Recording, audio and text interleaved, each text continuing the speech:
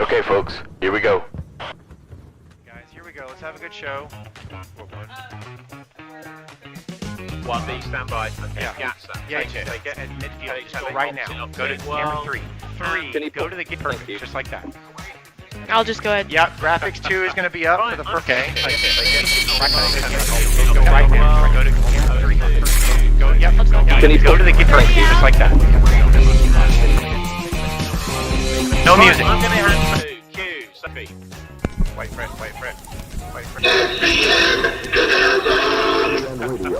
On radio in the Canal Zone.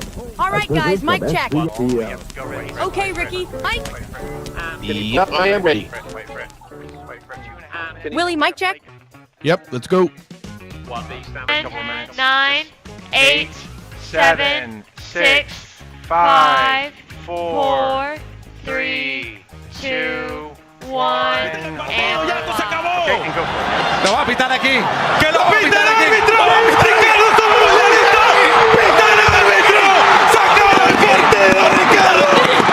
Loud, so I had to turn that off because Lord have mercy, it's gonna blow away some of these speakers. But that was 3 weeks ago. Panama winning qualification of the World Cup, but nonetheless, I'll have to update that later. Today is Friday, the first Friday of the month. It is 8 p.m. Eastern time. Out west there, Ricky, it's 5 p.m. your neck of the woods, and it's 8 p.m. down in the zone.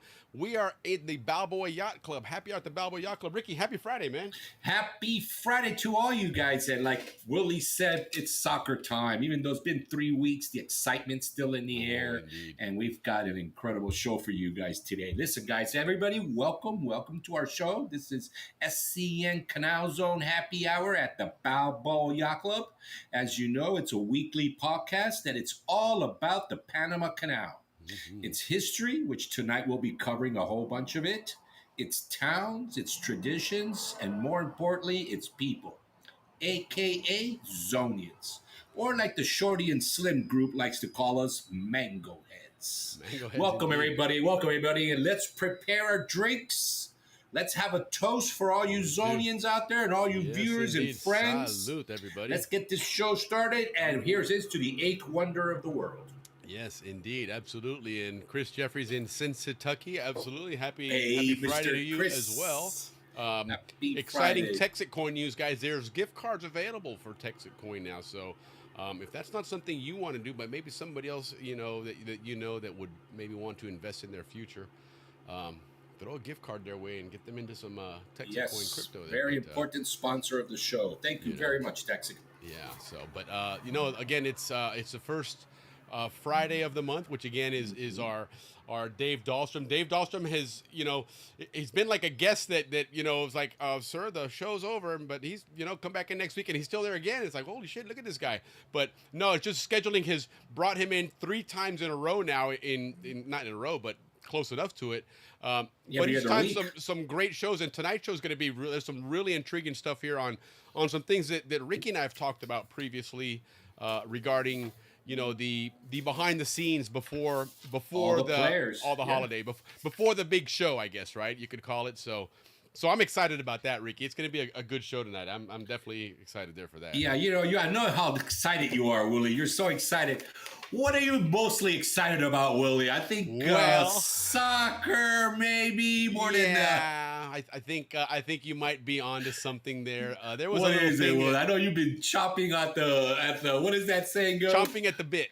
Chopping at the bit to tell us about, because it's a big day in soccer, guys. 100%.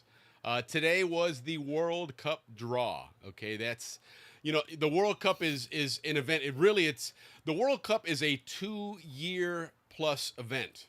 Okay, honest to God, it really is. It's what we watch that we, growing up in Panama, El Mundial and all that kind of stuff.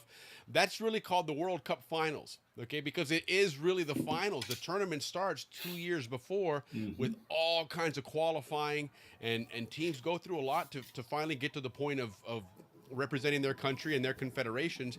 And Panama was the only country in Central America to qualify for the World Cup, which is pretty amazing because there are some pretty good teams in Costa Rica. You know, it's Costa always Rica's been in traditionally it's several- always in there. Yeah, absolutely. Honduras has always been a tough opponent, a big rival of theirs. El Salvador as well, but Guatemala now. yeah, man, absolutely. So Panama made it through, qualified for the World Cup, and then today was the drawing for the World Cup. And so what you see on the screen there is the actual groups. There's 48 teams this year. It's the largest World Cup group they've had. They've expanded it to 48 teams now. So you've got 12 groups of 4.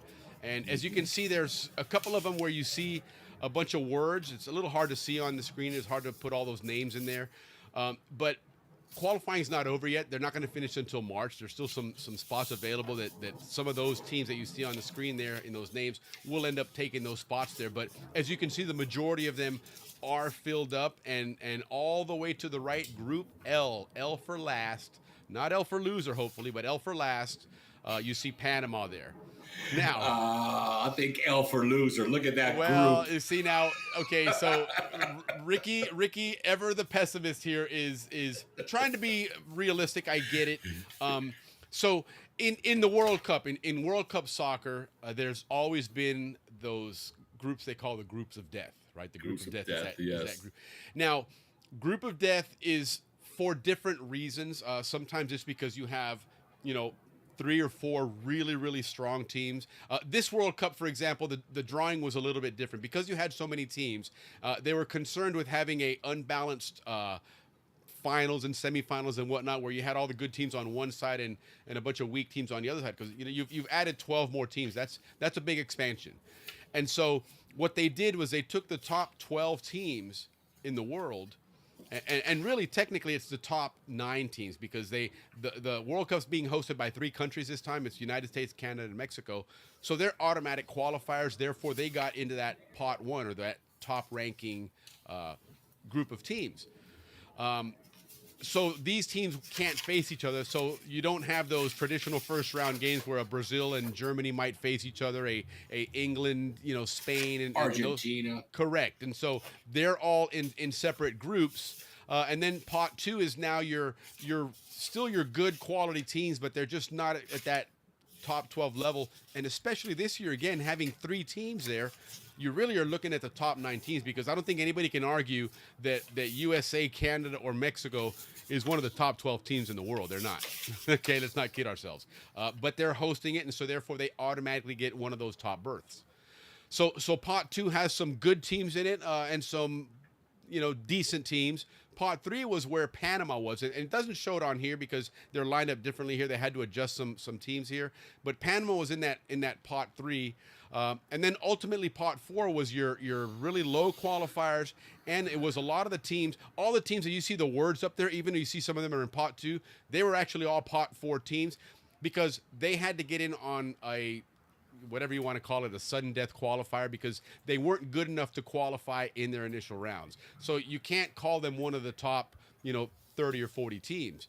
Okay, so with all that being said, as the draw started to come out, we knew the first picks were there, some strong teams other than Mexico, Canada, and the U.S., but per rules, Panama couldn't face those guys in the first round. They couldn't be in that same group.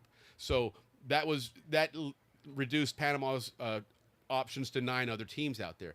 And of the 9 teams there, Belgium looked like the best option, in my opinion, just from, knowing what I know about soccer. And they've got a lot of very old players on that team. These guys were good at several World Cups ago. But nonetheless, Belgium got Egypt in their group, and then they got Iran in their group, and things were looking really good for Panama. And because of some quirky rules of other teams not being allowed to be in the same conference as others, they kept getting pushed back. And so finally they ended up in a group that had England, Croatia, and Ghana. And I went ahead and looked up, based on the current rankings, world rankings, which were just released last week. So they are fresh, they are up-to-date rankings, which Panama's number 30, by the way, in the world. Okay, not 30 in these 48 teams, but 30th in the world. So they have a very strong team. But when you take all the groups A through L and you take all of their rankings, the group of death, the toughest group, was Group L. So there's two ways of looking at that. Again, a group of death could mean a group where you're going to get clobbered, right? A group of death could be a group that has Spain and Argentina. And so therefore, if you're Tunisia and you're some other country, you're going to get clobbered by those two. That could be a group of death. The other group of death is a group that, every game is going to be tough. You're not going to have that easy game. You're not going to have that walkover game. And I'm leaning more towards that. Okay. Honestly, Panama has a lot of experience on their team. They have a lot of cup experience now. These guys have been around for a bit. They've been in a previous World Cup. Not a lot of them, but they've been in a lot of cup competitions, and they've gone far in these competitions. They have a lot of players playing overseas that are getting a lot of experience as well. And when you look at, other than England, of course, England, without a doubt, is definitely one of the top 12 teams in the world. They're probably one of the top 5 or 6 teams in the world. So we know that one is a very, very tough game. A draw would be an extremely positive result for Panama. But Croatia, they have a great record in recent World Cups and recent European Championships. But a lot of those players have retired in the last year or two. And some of the ones that are still there, they have a guy by the name of Luka Modric he's been around forever. Okay, he has third or fourth World Cup. It is, and they've won the World Cup. I mean, these guys have that winning pedigree. But this guy he's in his 40s. He has 194 caps, 94 appearances for the national team, and so. They're an old Bernie team. Kosar of soccer. Yes, that's a great analogy for those that who Bernie Kosar is, who by the way is recovering from cancer surgery. I just saw the other day. Oh, good for him. Good quarterback. But they're teams that haven't these guys are long in the tooth, man. Okay, and the guys that are replacing them don't have a lot of experience, so they're not really the Croatia that you're used to seeing out there. Good. It makes a big difference. All right, Ghana's 2-1. I got 2-1 Panama on that one. Honestly, that would not be a surprise. I think it would a draw would be a good option there for Panama. I think Panama's best chance of winning their first World Cup match would be against Ghana. Ghana's they're a good defensive team, but Panama can score some goals. Okay, Ghana's smallest guy's like 6'4".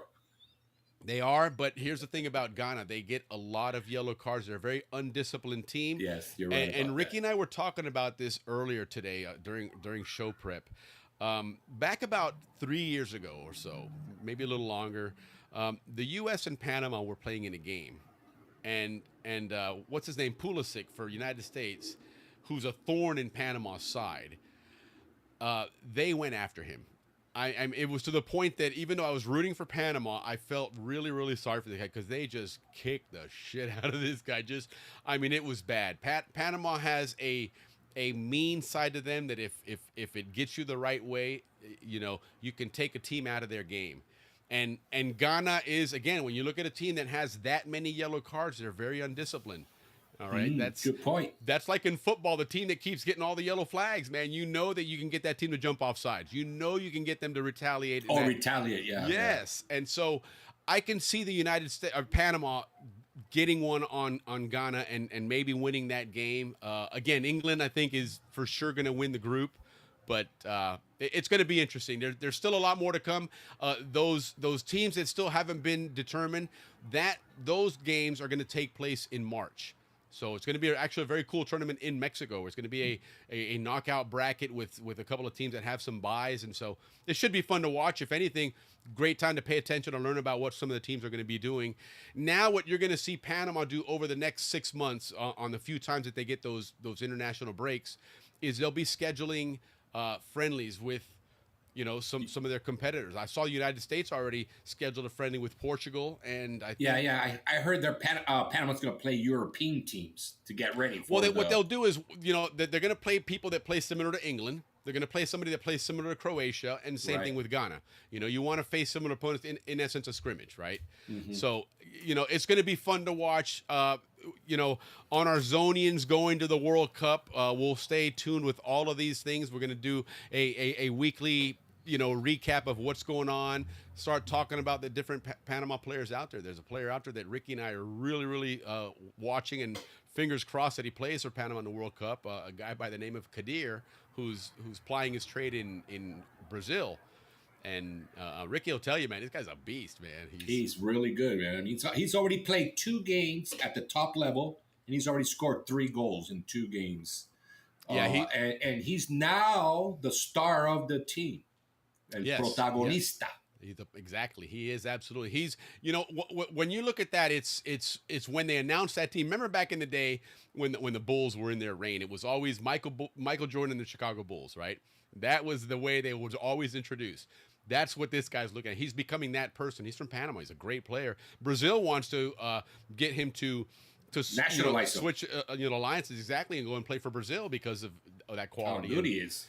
And I mean, European guys are sniffing him out in the club side, and well, they're talking. He's the highest contract. Oh, I don't know how you guys say it in soccer, but if another team wants to take him, he's got the highest valuation. They call it. Yeah, $57 million.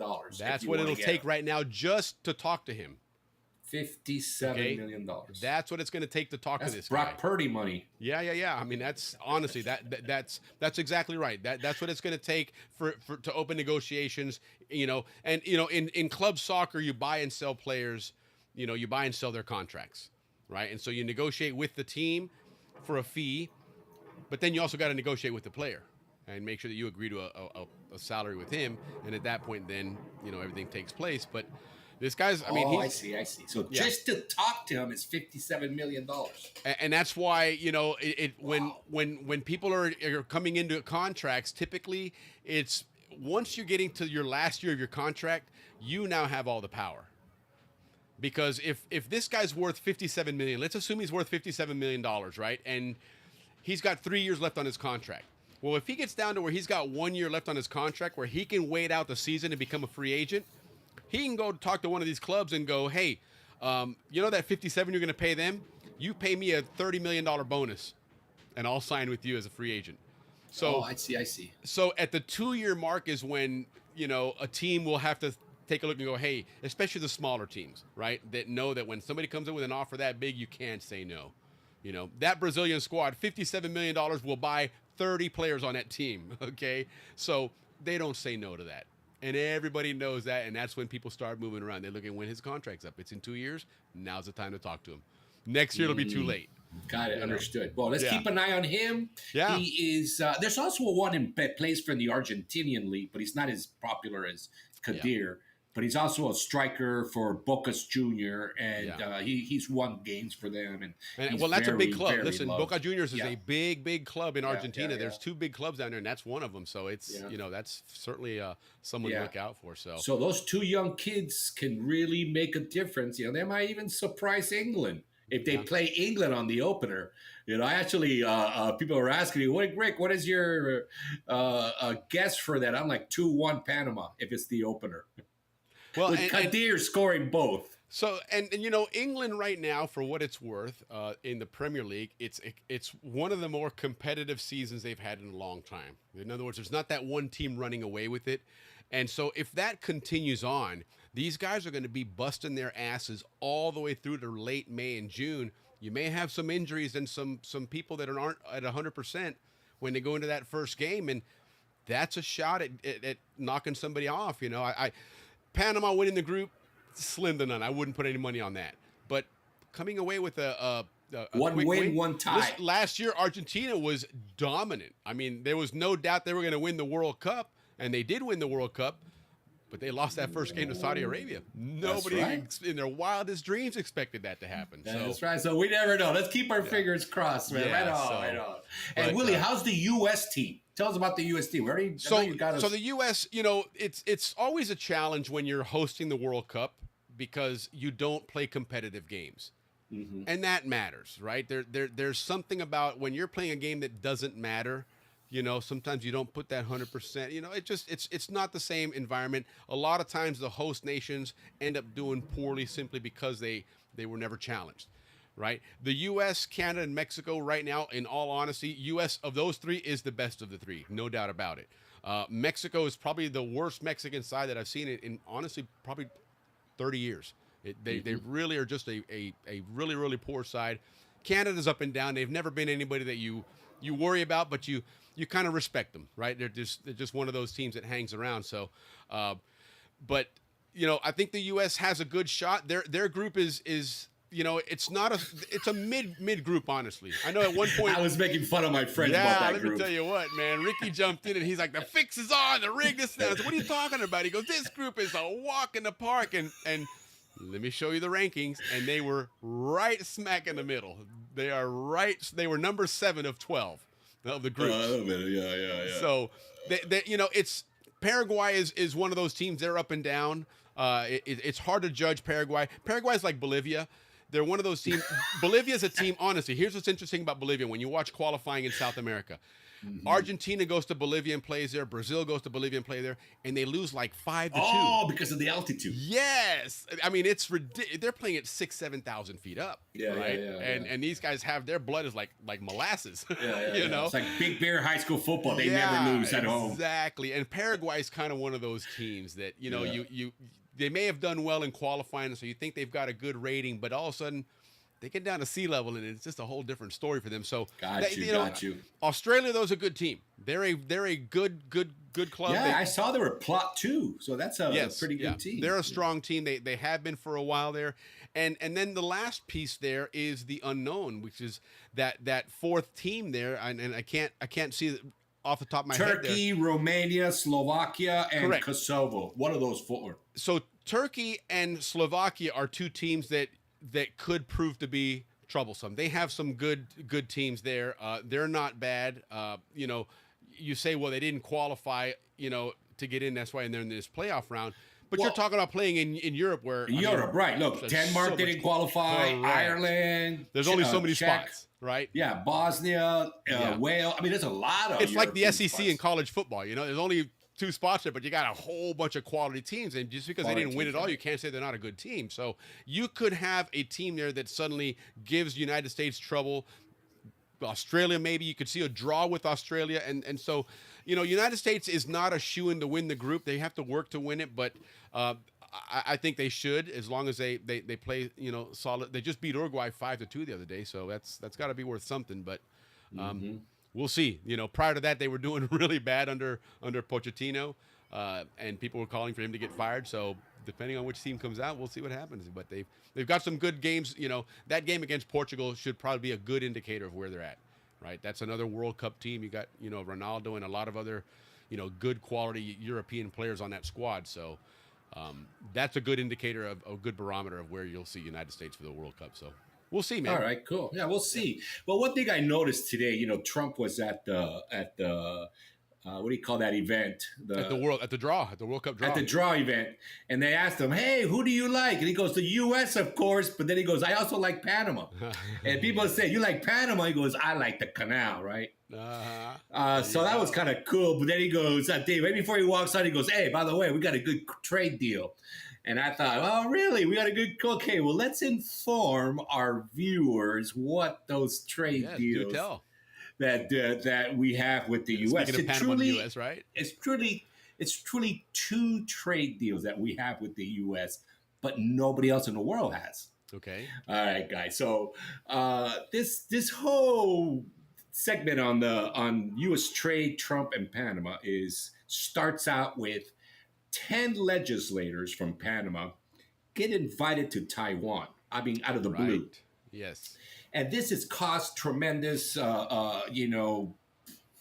fireworks because China, it's really upset about this. Well, that was a big deal in 2016 when Taiwan and China switched sides. Yeah, well, Taiwan gave Panama $70 million, and then 2017 they broke ties. Yes. So, but anyways, Taiwan puts this together, brings these 10 legislators out there just to get the noise started. But so we find out that those legislators are there because Taiwan wants to open a commercial office in Panama. Okay. Now, they've always had one, Willie. They always had one before, but then they went away. They want to open up another one. There's a reason for it, based on some of the research we've done. Is the key word, semiconductors. All right? Now, this is where the 2 trade deals that Trump is mentioned. First one is actually from 2023, guys, and it's the U.S.-Panama Collaboration Agreement. Yes. All right? And that one is under the Chip and Science Act. Yeah. And what it is, and it's actually funded by the International and Innovation Fund, ITSI Fund, that's what it's called. No, that's right. And and what this agreement is to integrate Panama into the global semiconductor supply chain. So why Panama, right? Why? First of all, because we're the greatest allies of the United States. We grew up together as countries. Second, because of Howard. Howard is the key word of why the United States is turning Panama into a semiconductor supply country, part of the supply chain. So this brings us to what this new collaboration agreement of 2013, what it costs Panama. All right, so it's one thing to say, yes, we're going to collaborate with Panama, but what has it cost Panama to do, Willie? First, between the China and the U.S. fighting for Panama's love, right? Because they're both fighting quite hard for them. Is Panama, with this new agreement, has to collaborate first because they have to produce the labor force to be able to get involved with the semiconductor, right? So Panama has collaborated now with two stateside universities, Arizona State University and Purdue, and they have campuses in Panama, and they're producing. Sure. I mean, they're pumping out tech. Well, and you remember that recent semiconductor deal that the U.S. did with NVIDIA, I believe, was in Arizona, right near that campus, in that same area. So I mean, there is definitely a connection there, and that airport that Ricky mentioned, guys, that is when you think of the infrastructure that it takes to build an airport, okay, it is one of your more expensive entities when it comes to world trade, is having a big infrastructure of an airport. And they've got a fantastic one and very underutilized. Extra long, too. Yes. There's a lot of heavy equipment flying in and out of there with the U.S. Air Force. So it's, Mac from Howler Monkey Sauce will tell you about that when he watched them on there. Yeah. But it's so that's a big deal. That's a huge deal, especially the type of work and jobs that are coming. Now, Panama has their own technical university called UTP, Universidad Tecnológica de Panama. Correct. And they're actually ranked in the Latin America as one of the top technical schools. So this new trade agreement has already brought two universities to Panama, but it's pumping out tech kids out of Panama to fill these jobs that are starting to form. And you know what, Willie, about a year ago, we talked about a Zonian family that his daughter was down there with their tech company looking at places to establish themselves down there. And this is what this is all about, this trade agreement. Yeah. The second big trade agreement, and this is the big one that Panama has with the United States, is called TPA. And guys, what that is a trade agreement where it's called Trade Promotion Agreement. And what it is like a duty-free agreement, where 87% of what is traded between the United States and Panama, free, no taxes, no tariffs, duty-free. Only 13% gets taxed at 10%, the lowest. Now, so this has caused a lot of good things to happen. Through the TPA, part of it is also agriculture. We have a trade agreement with Panama for agriculture, Willie. And why is this important? Because between the two countries, they're ensuring sanitary standards known as PS. In other words, the top standards that the United States use. Panama also has the same. So what does this cost? This costs Panama to join Mercosur, which is something we've been talking a lot about. And this is why we're now pushing for new ports in Chiriquí and new trains from where? From Howard, Rodman actually, but they have a stop in Howard, all the way to Chiriquí. Sure.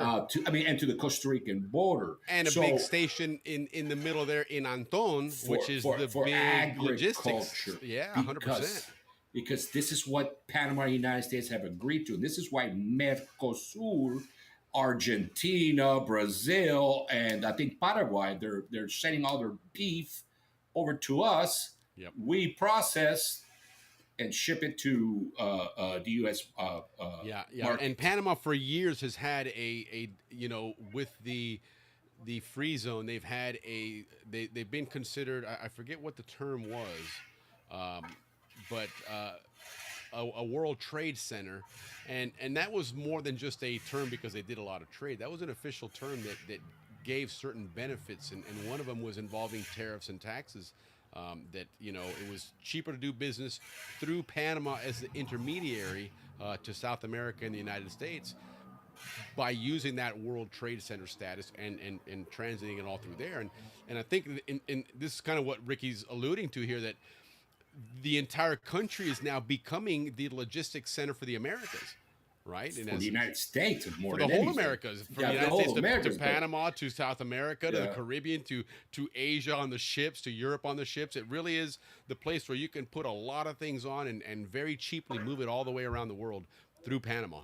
And that's Panama, yes, sir. So right on Panama. And last but not least on this, Panama is helping U.S. farmers at a small scale, but we are buying U.S. soybeans. right on. A company called Extractora del Baru is buying a Okay. whole ton of them and converting it into fuel. Perfect. Yes, guys. So that's what we got going on here with our little bochinche. Oh, we got one little one for you people that like to go to the beach. We have a little beach update.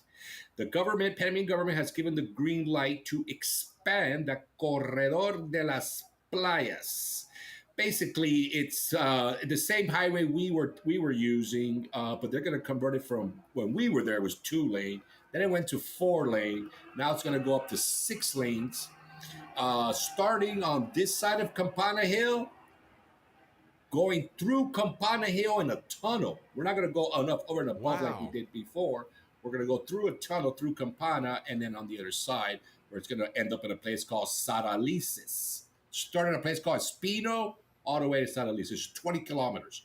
So basically, you're going to get from Panama City to Coronado 20 minutes, 30 minutes max. Yeah. And it will be going right in front of that Autódromo too. So I think a lot of it has to do with making that auto. One of the things that we all talked about is we want to get F1 in Panama. But one of the things we found out is that the Autódromo to an airport is too far. We don't have the proper roads. Correct. So I think this has a lot to do with that. I mean, you got to as look well. at it. F1 is like a Super Bowl. It's like, I mean, it's a Yeah. huge event. You're not going in there with people on lawn chairs. Yeah, it's- no. But Panama's starting to build up to be But a there's F1 an interesting type video. place. When you talk F1, there's a really, really fascinating video on the logistics of F1. And it really is, you take, for example, like Monaco, right? It's in the middle of this very prestigious city. But there's no room for anything there, and they transform that whole little section there into the paddocks where the garages and everything is.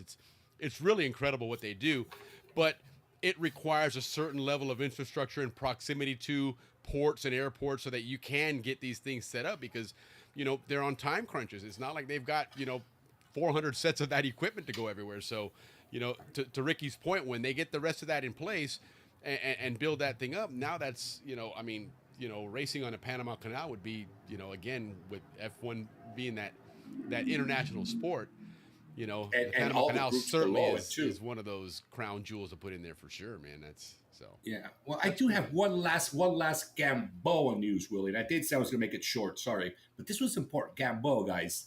Panama just sold McGrath Field for $5.7 million, a total of 3.9 hectares, to Senan. That's like the special forces of Panama.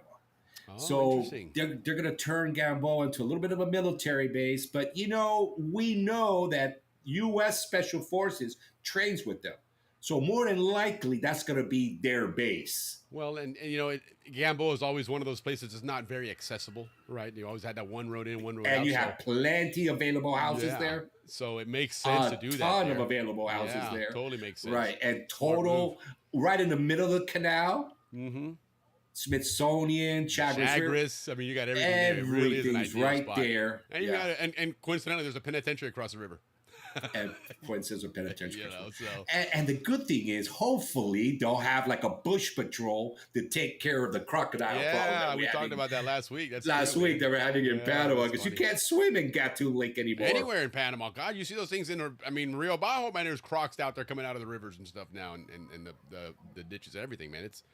That's a mess. The whole croc came in. It's a mess. And listen, they're It's a getting so mess, bad, man. Willie. There was one a couple of weeks ago that swam out to Taboga. Yes, and it wasn't no tiny little thing either, man. That thing was a good 12-footer or something, wasn't it?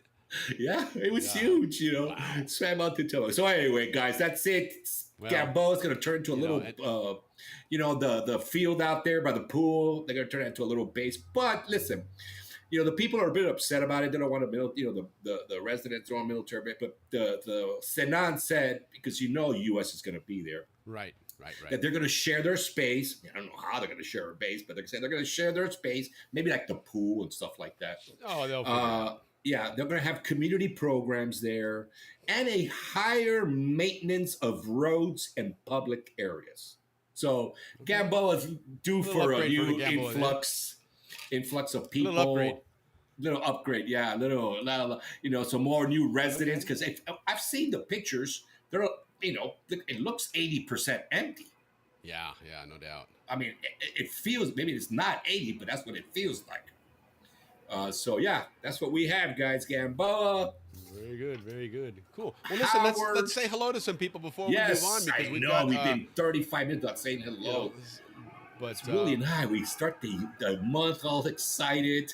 we do. We got a It's fun. great There's always show. things going Right on, on, Chris. things to talk about. So yeah, Chris is in Cincinnati today, so he's home this time.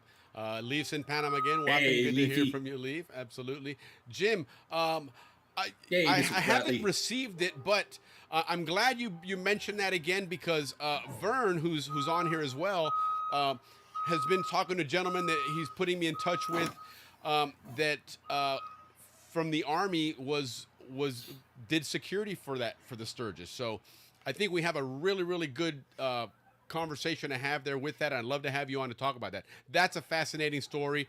In fact, you can see my dad chimed in just a moment ago here, because he's looking forward to hearing from that story.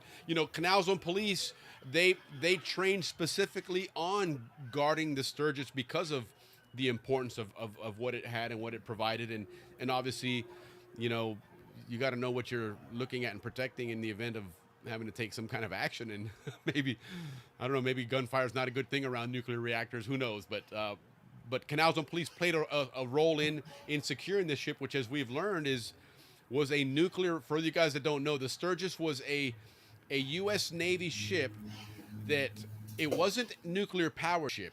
It was a ship that had an actual big nuclear reactor on it that was a mobile power plant. And it was parked up against, I don't have the picture handy right now. I don't want to search for it at the moment. But they actually had that moored up against the side there, right next to the Gatun Dam, right in between the Gatun Dam and the Gatun locks. And you could see the connection, the wires there, even after the fact. When it left, you could see where they had run those power lines to it, because it was there for quite a while. It wasn't just a short little 1 or 2 month deal. It was there for quite a long time, and it plugged right into the Gatun power station to supplement the power there, or whatever it did. This is what I'd love to have Jim on to talk to us about that and learn about that story, because I had no idea that we had a nuclear power plant in the Canal Zone, right For next years. to all of us. Oh yeah, man. The whole 70s, something like that. Yeah, so I'll try and give you a call this weekend, Jim, because I want to chat with you about that and see what we can do. Because Vern, like I said, Vern here's got a friend that had a role in that as well, so that would be a lot of fun. Yeah, snowy Wisconsin, I can imagine. It is December, right? It's the days creep by, man, and before we know it, we went from summer to winter time, and so. There you are. A little further south is Steve Tochterman, who's joining us. By the way, guys, Steve Tochterman, Steve and Jesus joined us last year or this year, earlier in the year, talking 6 months ago, yeah. about their book. Was it Flight of? God, I can't off the top of my head. Yeah, I'll get you. Steve, you're gonna kill me.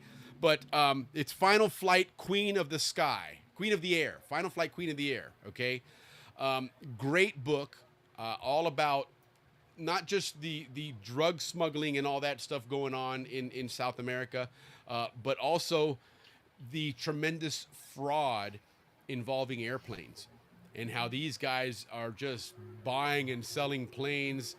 And just it was just a whole big scam that they were telling us about. But the interesting thing about that was that, you know, from what we grew up knowing as, you know, back in the 80s, of course, you know, the whole Colombian cartels, Medellin cartel and Cali and all that stuff. And then from there, we know that things shifted to Mexico later on. And we've seen all those, you know, Narcos series and everything else. But what a lot of people didn't realize, myself included, was that in the early 2000s, before Maduro was in power in Venezuela, his predecessor, Hugo Chavez, which was also another, you know, piece of garbage dictator, he basically put the kibosh on the United States and saying, we're going to flood these guys with as much cocaine as we can. We're going to poison that country. And so basically what he did is he opened the doors to the cartels to say, come and operate here in Venezuela, man. We'll give you free reign. So much so that you have to get a permit from the Venezuelan government to fly your drug planes in Venezuelan airspace, which obviously you pay for. And if you don't, you get shot down. And there's so many planes in the Venezuela-Colombian border that have been shot down over the years because they don't pay that fee. But long story short, with everything going on right now in Venezuela, great time to have these guys join us again and kind of give us some background on what really is going on out there. Obviously, in today's world with so much social media and stuff, it's hard to know what's real and what's not. I mean, I got howler monkeys selling hot sauce, you know, so it's really hard to tell what reality is and what isn't anymore. But these guys, you know, they're not just some, you know, Stephen King fiction writer guy. You know, these guys work for the federal government as investigators in both the military and in the FAA. So, you know, when they were on here last time, it was a fascinating story to see how, you know, one aircraft literally in one day changed ownership 3 times, right? Registration flipped 3 times, and I mean, it's $35 or something like that for that frame. And just ridiculous. It was some town in Texas somewhere that didn't even have an airport, and that was like the hub of FAA licensed aircraft being registered there for you know, obviously we know what that reason was for, but. I mean, they had a plane land somewhere, pick up a load of cocaine in South America, and when it took off, they get another picture of it, and the registration's different on it.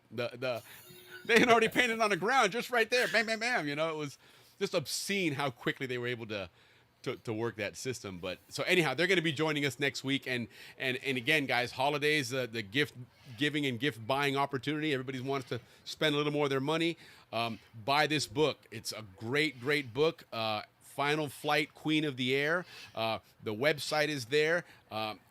Get it on there, and you get free shipping from these guys. And again, it's a really good book, and an intriguing story. And you get a signed copy of the book as well from a really cool Zonian. So anyhow, thanks, guys. Appreciate you guys doing that, and looking forward to having you guys join us again next week.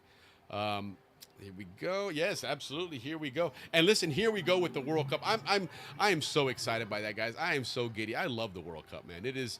So, do you remember in Panama, Ricky, when we were kids, the World Cup? Remember the Coca-Cola bottles? Remember the bottle caps? They had all the flags of the countries, man, and used to collect them all. Those, yes. That was awesome. And we also got the sticker cards that you would. Yes. Well, they still have that. Like the baseball cards. The Panini books, they call them. The company's Panini, which actually Fanatics owns them now. But yeah, that's also out as well. You know, where you collect all the.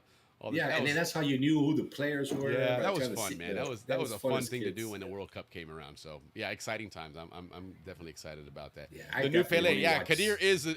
Listen, you know, Brazil's a country we know that obviously, you know, starting with Pelé and since then many more superstars and many World Cups, and yet in spite of having all that riches in soccer talent, they want to get a guy from Panama to become a Brazilian. That just tells you what level this guy's at. Yeah. Hey, Carlton, good to see you on. Hey, guys, Carlton has a shoe business, and he's got a shoe coming up. He did send me the picture, Carlton. I saw it. Hold on, I got it here. Bear with me. You got it? I meant to respond. But he will, it's called a Panama shoe, and I think if you pair these shoes, Panama hat, and an Alsprague shirt, jeans, shorts, whatever.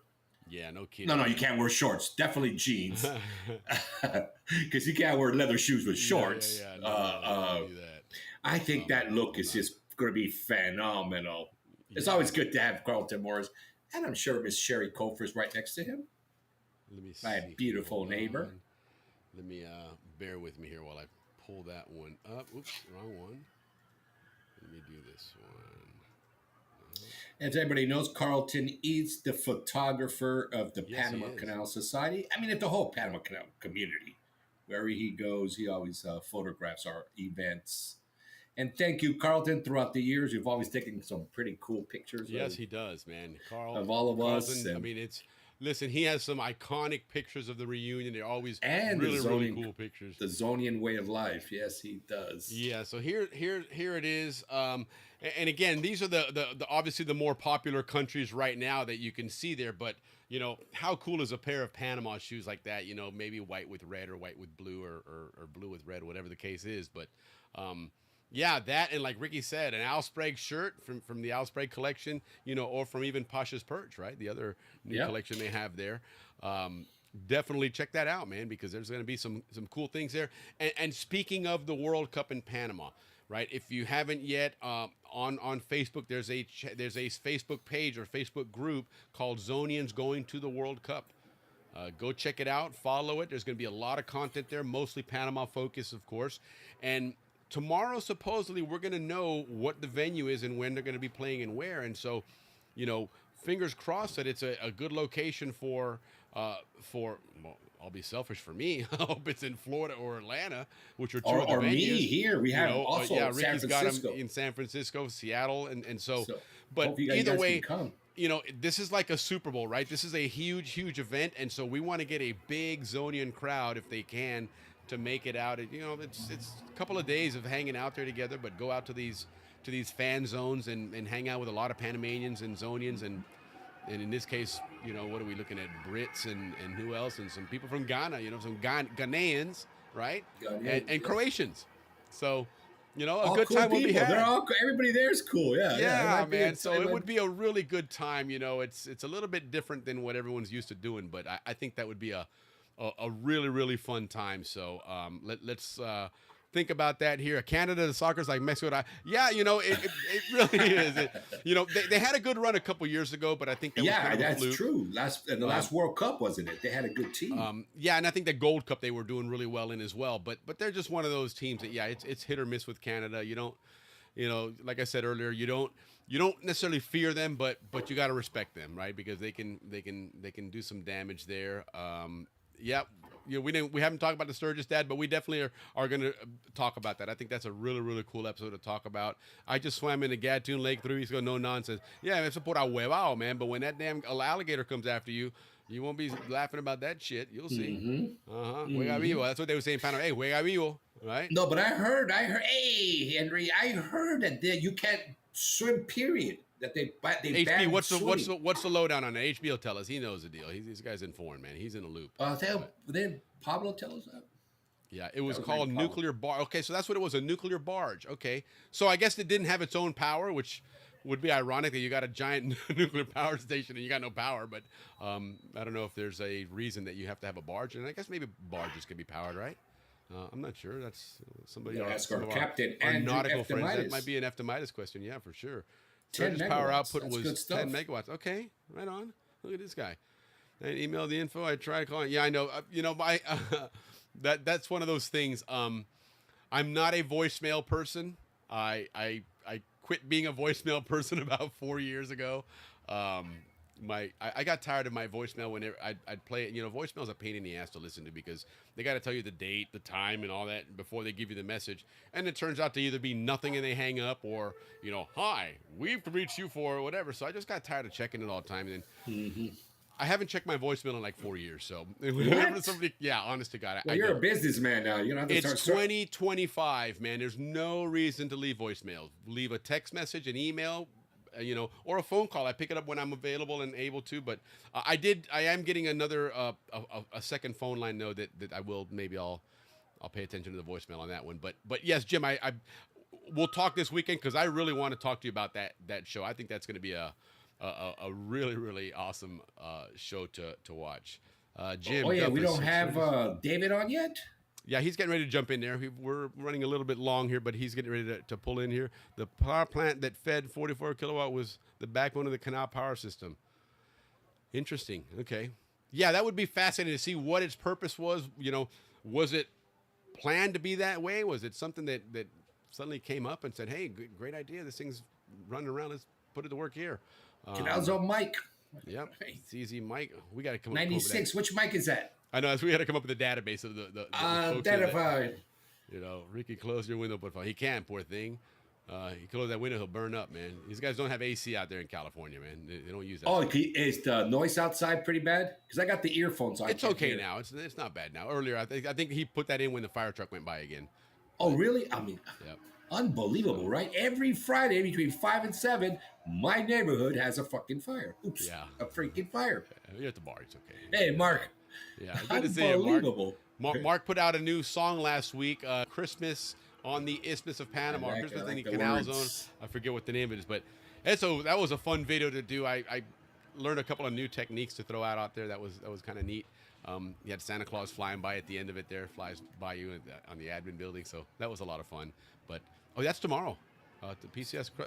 I think at this point, if you haven't signed up, it's a little late for that one. But still go. It's always party. But still go. With Zonians afterwards. Yep, Steve, let's see here. Thank you for mentioning the book. Yes, Final Flight Queen of the Year. And next week, yeah, absolutely. We're excited to have you guys on because this is front news right now. And again, there's a lot of rumors going around of what's going on, what's not going on. And these guys are, they've got the pulse on that. It's something that they've been talking about. I know that Jesus mentioned recently that they're looking at a sequel anyway. So I imagine there's a lot more investigating and stuff going on now and a lot more intel there. Leave Croatian chicks are hot. There you go. See, there's a reason right there, the guys to make it out to the World Cup and to the fan zone there.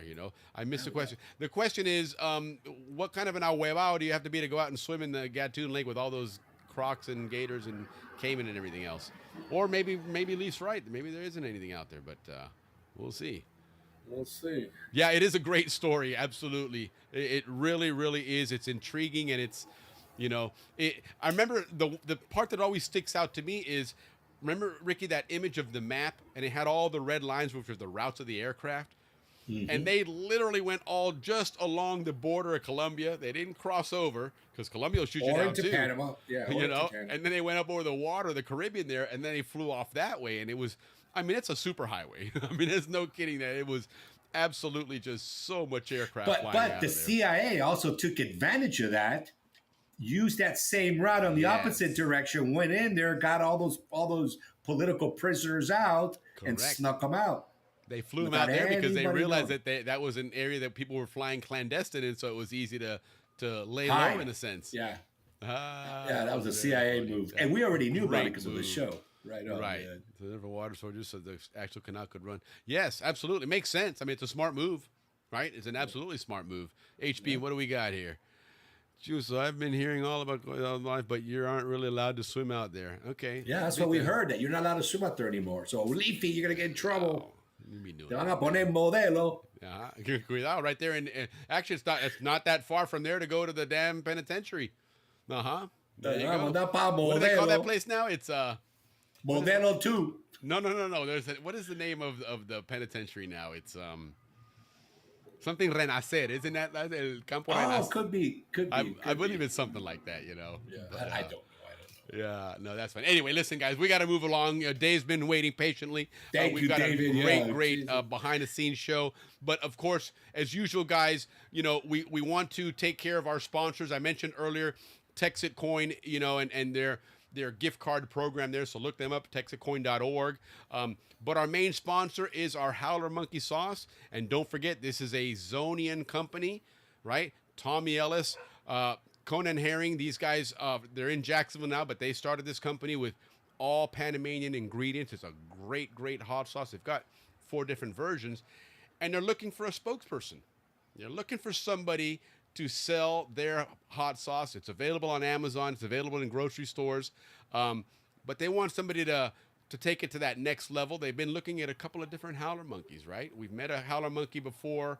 Gamboa. So far, my favorite. Yeah. I like Mac. Mac's been cool, too. You know, but so these guys now, the newest one then is a new howler monkey that they found that we were talking about when you mentioned Howard Air Force Base, a guy by the name of Mac. So let's check out what Mac has to do here. We're still looking for our Howler Monkey hot sauce spokesperson. Just got an email from Panama. You've got mail. Hey, I'm Mac, and I grew up behind Howard Air Force Base in Panama. I can talk about hot sauce. On pizza, uy, que rico.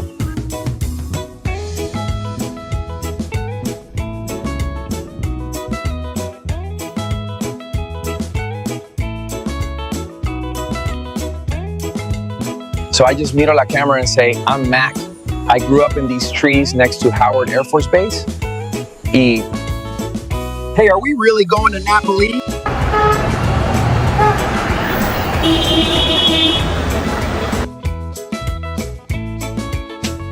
And let me tell you, the flavors of ají chombo, garlic, and onions, they each hit you one at a time, and it's so delicious.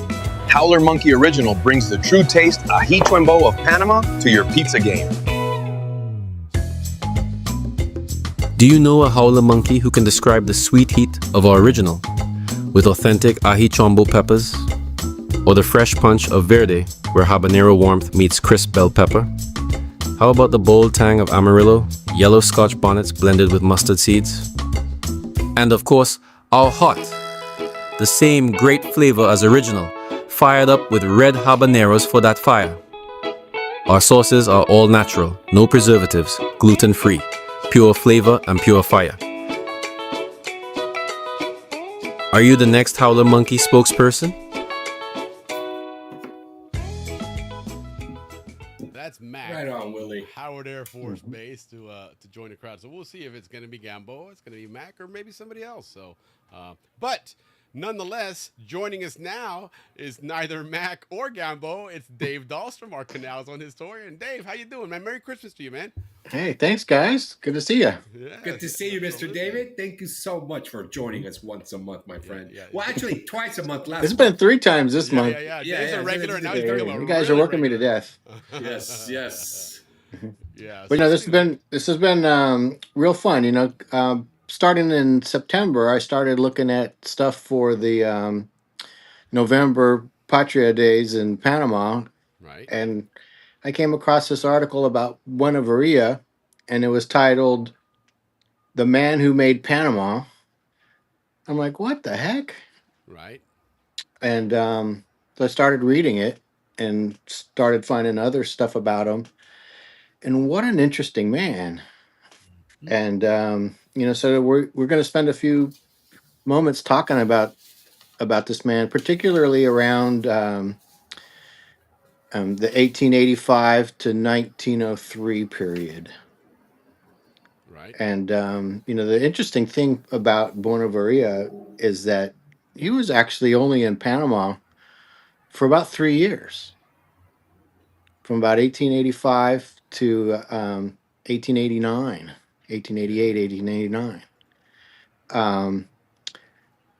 And you know, the canal, the revolution and stuff wasn't until 1903. It was like 15 years later. So there's a big gap in history that I really didn't appreciate. And this man has written a number of books and has shed some light on it. I think I mentioned last time too that, you know, he's telling the story and he's not under oath. It's just a book, but he has several books and he's consistent through it. Right. And it just gives a part of the history. And, you know, I've kind of come to the conclusion, not only was this man kind of responsible for creating Panama, he's also responsible for creating the Canal Zone. Right on. And so I think it's at least a look at what he has to say and his story and all the things that transpired. And it's kind of amazing, all the things that happened to this man over those like 15 years after he left Panama. Yeah. That just kind of magically interconnected with each other to end the way that we know it. Yeah. Well, and you know, back then things were not easy to accomplish. You know, travel times were very long, Yeah. and so you know, this guy's persistence. Thank God it was what it was, because as you're going to learn here, there was a lot of moving parts way before that November, early November date there, Mhm. which is very intriguing here. I'm fascinated. When we were working on this today, I was just fascinated Yeah. with what's coming here. But so yeah, go ahead and tell us what the whole Buna Maria global diplomacy is all about, because we want to hear All what right. happened All behind the right. scenes here. So what slide are we on now? We're on This is number the two. first one. We are now on number 2 here, which is what we're going to be focusing on. All right. I got two things going on here, and have to bear with me one second. You're making me memorize all this stuff literally. I have no notes Well, tonight. fortunately, we cut it down then, which is going to help. Yeah, but yeah. So I guess one of the things I wanted to just kind of go back. This is flashback of kind of what we've talked about many times, and um, you know the the French in 1884, 1885 were went bankrupt, right. and that's when Buenaventura had to leave. They closed down operations, and he went back to France. And they're also they were going through the the hearings where they had the Panama scandal, where they were trying some of the French company people for crimes. A lot of people lost their money. Um, Panama was really given a bad name in France. It was an embarrassment to them. Um, and so it was a rough time. But one of Varia, when he was a young boy, they were building the Suez Canal, Right. and de Lesseps was a hero, and Sure. that really got him motivated. And he became an engineer, went to a very prestigious school, and became an engineer. And he actually got a job working for or going to school at Bridges and Roads School, and he was supposed to serve 5 years there, but he was so interested in the canal, he quit that job and went as a young 26-year-old to Panama and started working on the canal. They gave him the job of working on the Pacific side from the Pacific Ocean to Culebra Cut, and he actually made some significant improvements on the way that the canal digging was done. He developed new techniques, and he started getting bigger machines and all this stuff. But there was so much corruption and such that it just everything went sideways. You know what's interesting about that, Dave? You know, we've gotten to know now Buenaventura. We've certainly started hearing stories about him over the last year with that you come and share with us. But even up until this point here, I don't think I realized that he wasn't involved with the French Canal operation at the beginning. That No. he decided at some point, hey, Yeah, he was. I, he Yeah, was a guest at some point. he got involved right at the end of the first French company that Okay. failed, and he became part of the second company. And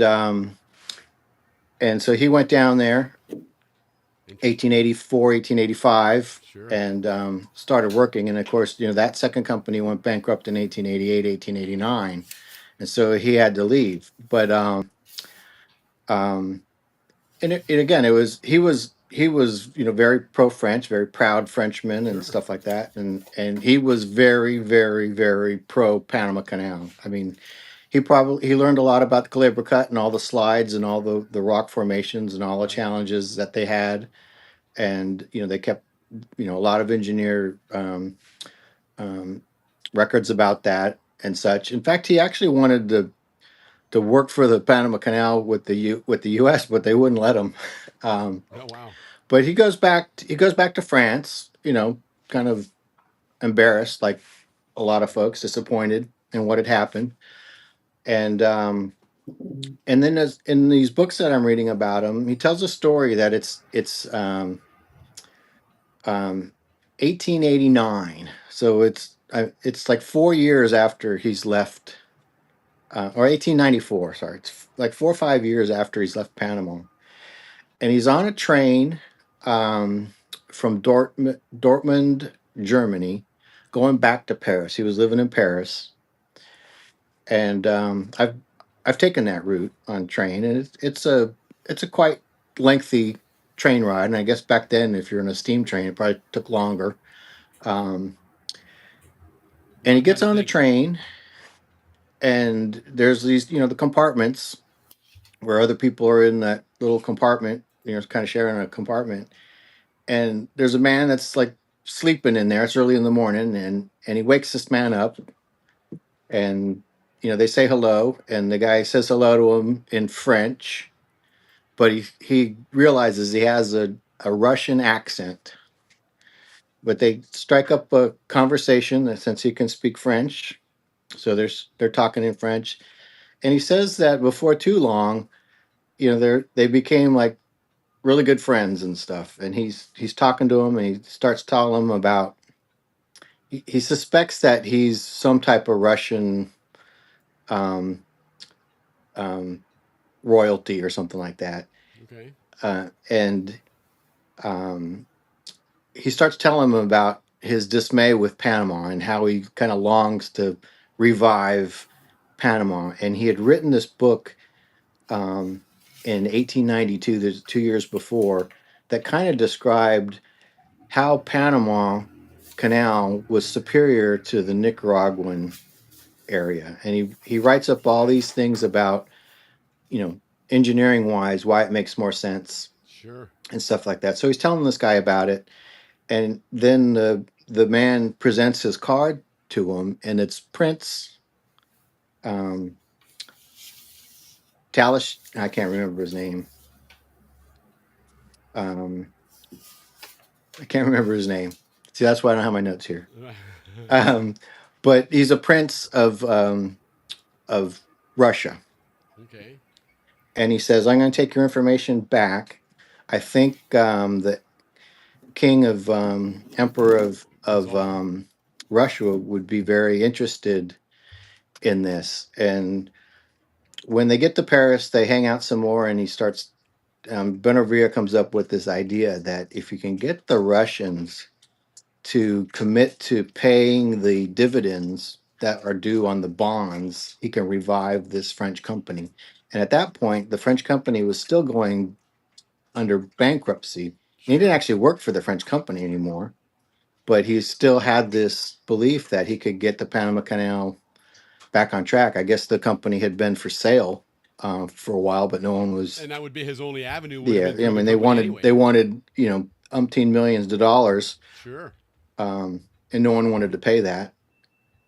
And so the prince looks at all the information and says, I think this might be something that the emperor would be interested in. So he takes it back to St. Petersburg, Russia, and they invite Buenaventura to St. Petersburg, and they meet a gentleman, the finance director of Russia. His name is Sergei Witt, and they talk to him about it, and he says, "This sounds like something that the emperor would be interested in, and I'll let you know what he decides." And the emperor decides he's really interested in this. The only problem is that Buenaventura doesn't represent the French company or the government of France.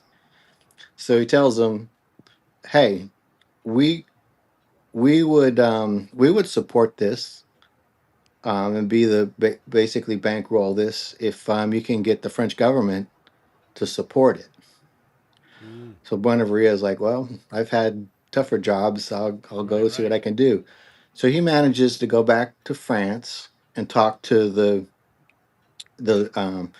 president of France at the time. His name was last name was Perrier, believe it or not, and he's like, "This is very intriguing. I think this is something we could probably do."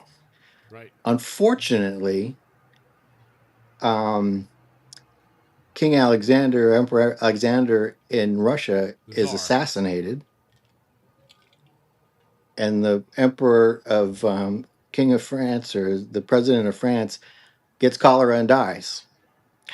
Wow. Holy cow. So there's that one. That's that one issue. The other issue they were having too is that the Monroe Doctrine. Right. You know, how do you allow like a government to come in and build a canal in the Western Hemisphere? U.S. had a policy where they weren't letting any foreign jurisdictions build a canal, and that's where it was the French company before. So there were some issues, but he's trying. He's still trying to sell that company. And around that time, it ends up being like 1998, 1898. 1898, and there's the Nicaraguan Canal Commission, where the U.S. is looking at Nicaraguan route, and they're thinking that's better than the Panama route, Right. and the U.S. establishes the Isthmian Canal Commission, and around that time, there's an exhibition in Paris, um, and the U.S. sends some of their Isthmian Canal Commission admirals and lieutenant colonels, like engineers, to come look at some of the French engineer documents that they have. Right. And so they're in Paris, and the story that one of Ria tells is that he he goes to this restaurant, and everyone is at the exposition, and so the restaurants are empty. But he walks in there, and there's three gentlemen that are sitting there, and one of the gentlemen comes up and introduces himself, and it's one of the U.S.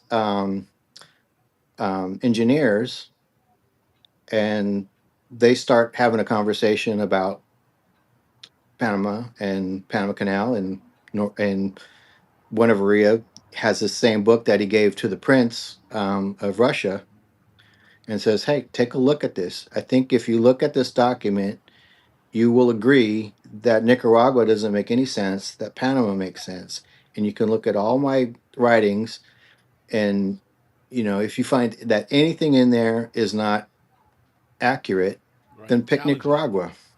Yeah. And so he's trying to convince these guys, and they kind of think he's making a lot of sense. And so those guys go back to the U.S. and kind of try to support Garner looking at support. Panama before they make this Nicaraguan decision. This is where that guy Cromwell comes in, the lobbyist that you Yeah. mentioned a couple of Right. weeks ago. Yeah. So Cromwell is an attorney for the new Panama Canal Company, the French company, and they were going through the bankruptcy and such like that. And one of Ria, contacts Cromwell and others, and because one of Ria knew him when he was working in Panama as the lawyer for the new French company, and they had been friends ever since, and also during this time that Bonavria is in Paris, there were I can't ever say this word, but the plenipotentiary or whatever, basically the representative of the U.S. Government to France. At one point, Benjamin Franklin was one, and Thomas Jefferson was one. Yeah. But after the Civil War, there was a gentleman by the name of Bigelow that was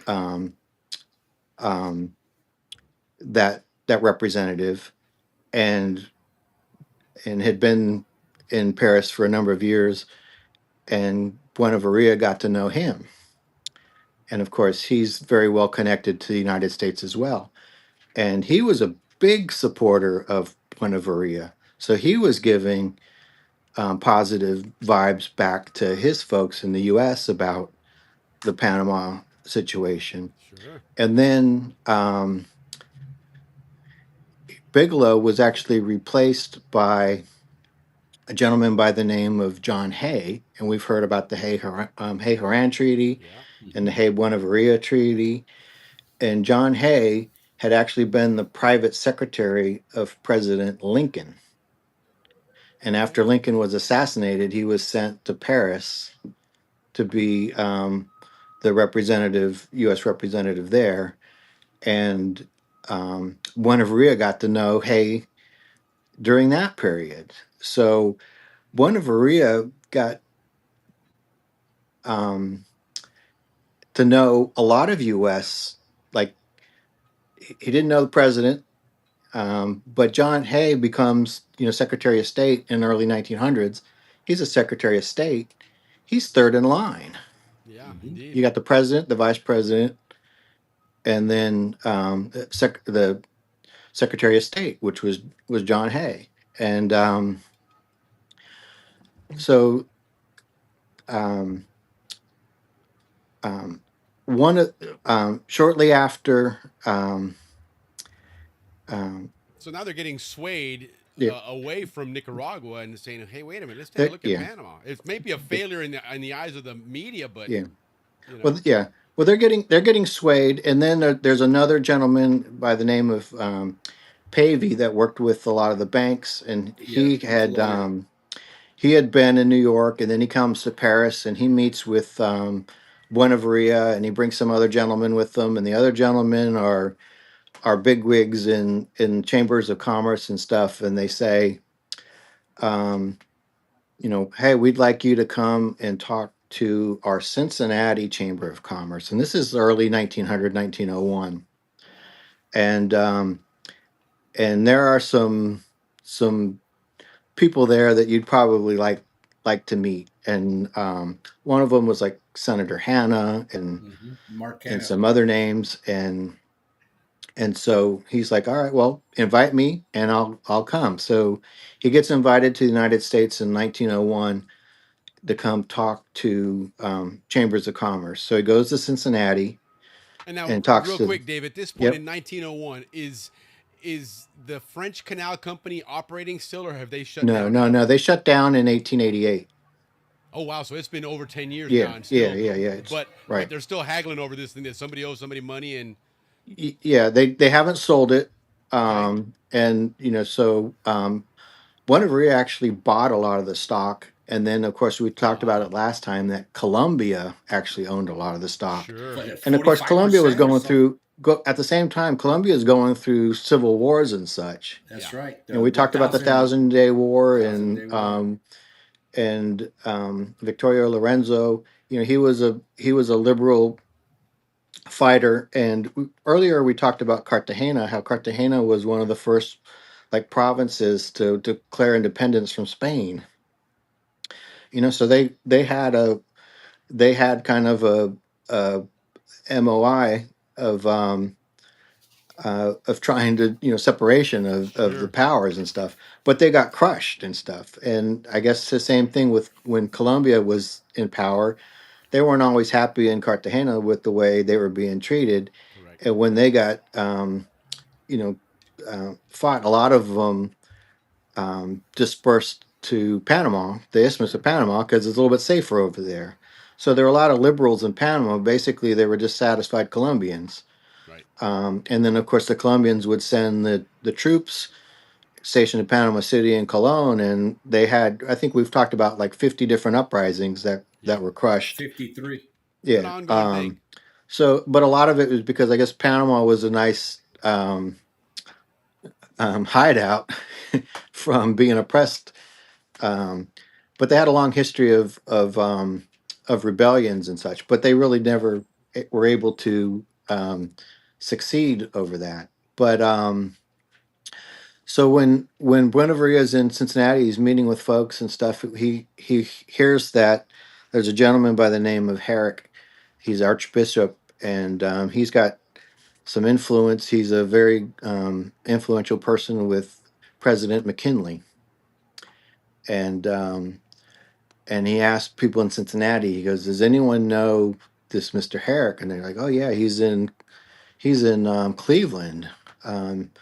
You should go to Cleveland and meet with him." So he goes to Cleveland, and goes and talks to their chamber of commerce, and he meets Mr. Herrick, and Mr. Herrick invites him to his house, and so he's explaining about Panama and Nicaragua, and he's very interested, and he tells them, like, stick around, I'll introduce you to President McKinley one day, and then he goes on. And now, is he leaning towards Panama also, or is he? Yes. Okay. If actually, when he goes to Cleveland, what he hears in Cleveland is that Cleveland is a Panama town. Oh, interesting. Okay. Yeah. So the Right. full court press was on, man. Yep. Right. So, but when the Nicaraguan Canal Commission was looking at, and they called it the American Canal back then, that was going to be in Nicaragua. When the House and stuff were voting on it for approval, it was pretty much unanimous that it was going to be Nicaragua in 1901. Wow.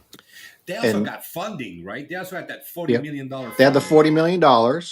And so these guys were kind of doing their due diligence on it and sending people to Paris and other things to check it out, doing their studies.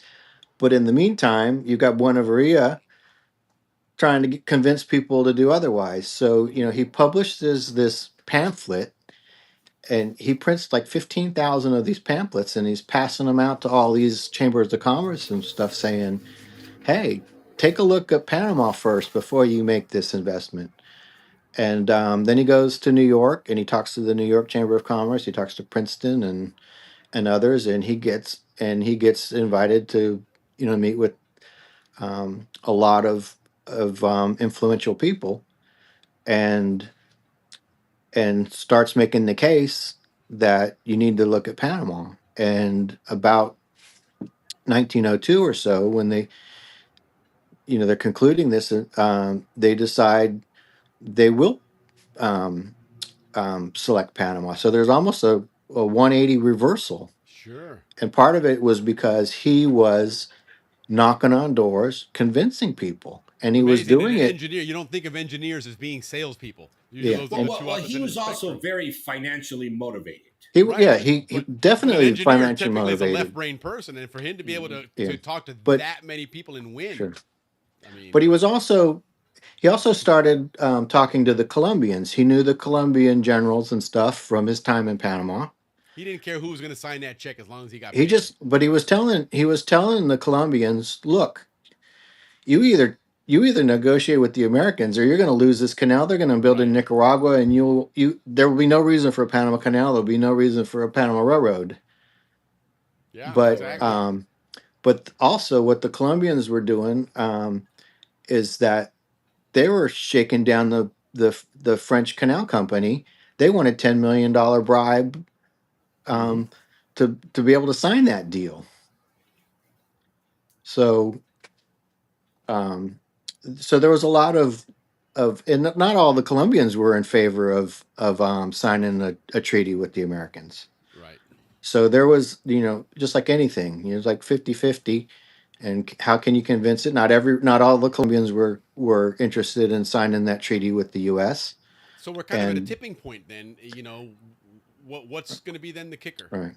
So then, what ends up happening is that about this time the Hay-Haran Treaty is getting ready to expire because the Colombians weren't going to approve it.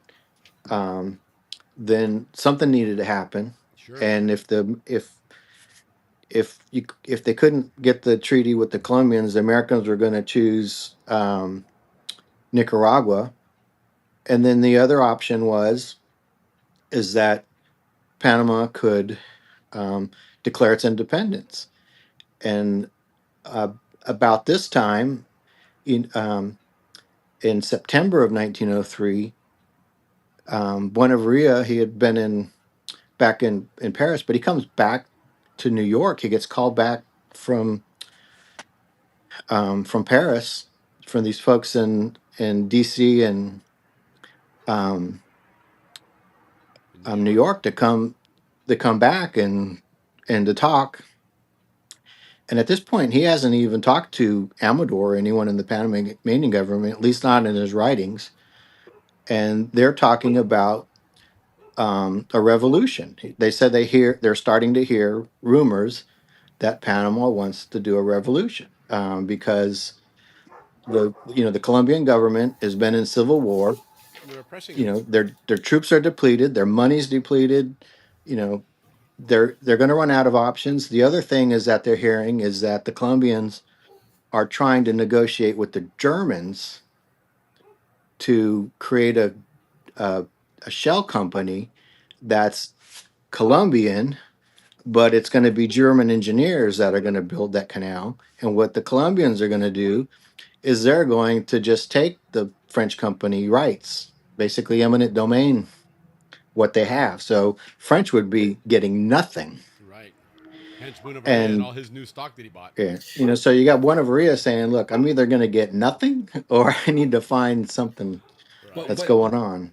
David, So there was he, also something going on the side with the 1,000 Day War. At that yeah, time, Benjamin Herrera, Belisario Porras, and hmm Victoriano Lorenzo, as well as Carlo Mendoza, those guys almost took the isthmus from the Colombians hmm in a big fight. Now, after that fight, when they killed right, Victoriano Lorenzo, and, so that fight, which they almost lost, the Colombian government, Bogota almost lost, made Panama, Bogota realized that point that Panama was ungovernable.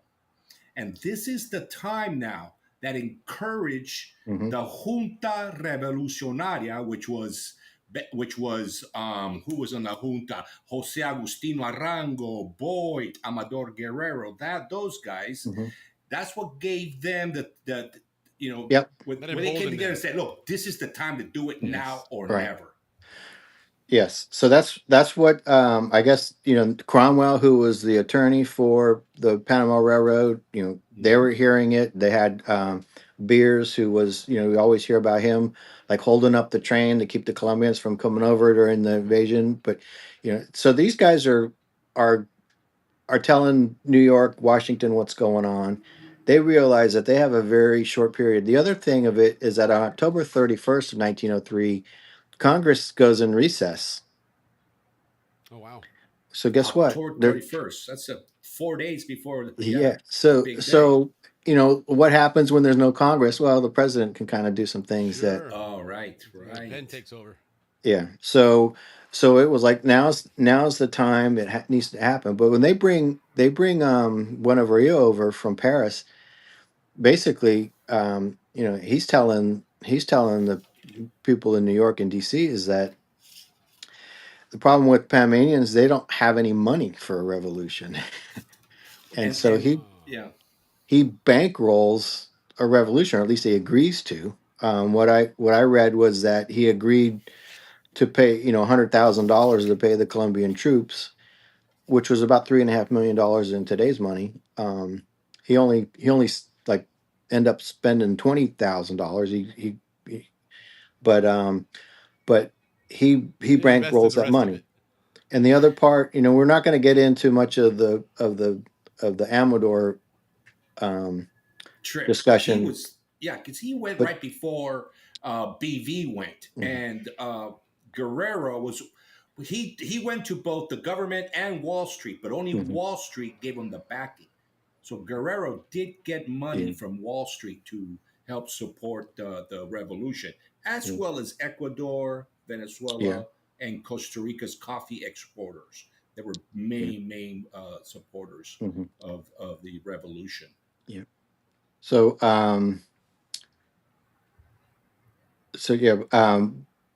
but when Amador comes to the United States, he apparently goes to see John Hay, Mhm. and John Hay won't see him. Correct, Oh boy. correct, correct. They wanted to see And him. so That's he true. goes to Buenaventura, kind of like as a out of desperation. Sure. And And that's that's why where they sent him because they wouldn't pay attention to Guerrero, the so government. yeah, so we'll get into that next, but we're going to kind of stop there. But a lot of this a It's lot a of great this story. this discussion about the you know Panama or the revolution and all of this happened in Senate and getting the U.S. commitments, because the U.S. wouldn't actually. I could never find anything that would say that the U.S. is going to get involved. It was all done,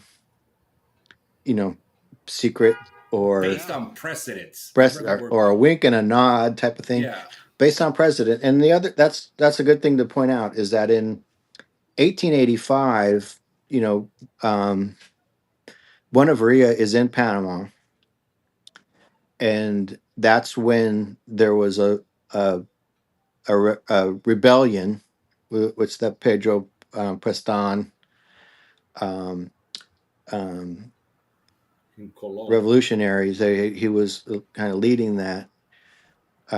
They captured a U.S. mail steamship and held hostages, basically, of the Panama Railroad, and the Colombian troops were sent over to crush it, and the revolutionaries set Cologne on fire, and the U.S. had 3 warships. One of them was the USS Galena that was out there, and they basically they had the 1946 Bidlack treaty that basically said the U.S. would maintain security and would basically squash rebellions against Colombia. So that was part of what was set up prior to the building of the Panama Railroad, which would help guarantee some of that safety. Right, exactly. Because the U.S. was given rights to construct the railroad. Actually, there was a concession for that, but basically, the U.S. was allowed to transport across the isthmus as long as they maintained security for it and protected Colombia from rebellions. And so Buenaventura witnesses this happening, knowing that when there's a rebellion, the U.S. will defend it, and that he uses that knowledge when he starts crafting the treaty or this rebellion, knowing that the U.S. will have to intervene. Correct. And so when they're asking directly, will the U.S. intervene? They don't really say, but he gets wind about different boats, and they're being sent, and so he surmises they're being sent from Kingston, Jamaica to Panama, and which actually what happened. But he realizes what the U.S. policy is. He lived it and saw it, and and use it in his favor. He actually used it in his favor. So he kind of was in just a position. He happened to be kind of like the right man in the right place that connected a lot of these things. Because real, as you mentioned, communication wasn't that easy back then. You had cables. If you wrote a letter, it probably took you several days for it to get across and stuff like that. You didn't have a voicemail. Couldn't leave a voicemail. Of course, you'd never get it in 4 years, but so it was very, very difficult. And so you start reading about this, and you think about all the connections that were made over the decades. Right. And it was almost 15 years since Buenaventura left, and he wasn't. And I think if you look, we talked about the French Plaza last time. Yeah. I don't think there's a bust of Buenaventura there. Wait, by the way, it's inauguration tonight of that French Plaza. Is it? All right. Very good. Look at that. I mean, they did a beautiful job with it, but I don't think Buenaventura is recognizing it, is he? Well, I think we're learning that he was very, very much underappreciated for what he's did for all of us. Well, he when you read what he did, I can see in the Panamanian legislation's eyes, he was a traitor.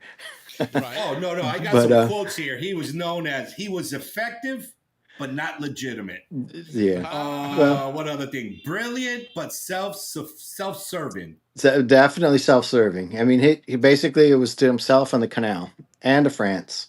Mm-hmm. And basically, when you read his book, he basically says, like, if we do this, we'll like restore the good name of France back. But listen, the good thing about him though was that he was acting for Panama's outcome, for there to be he wanted Panama to succeed.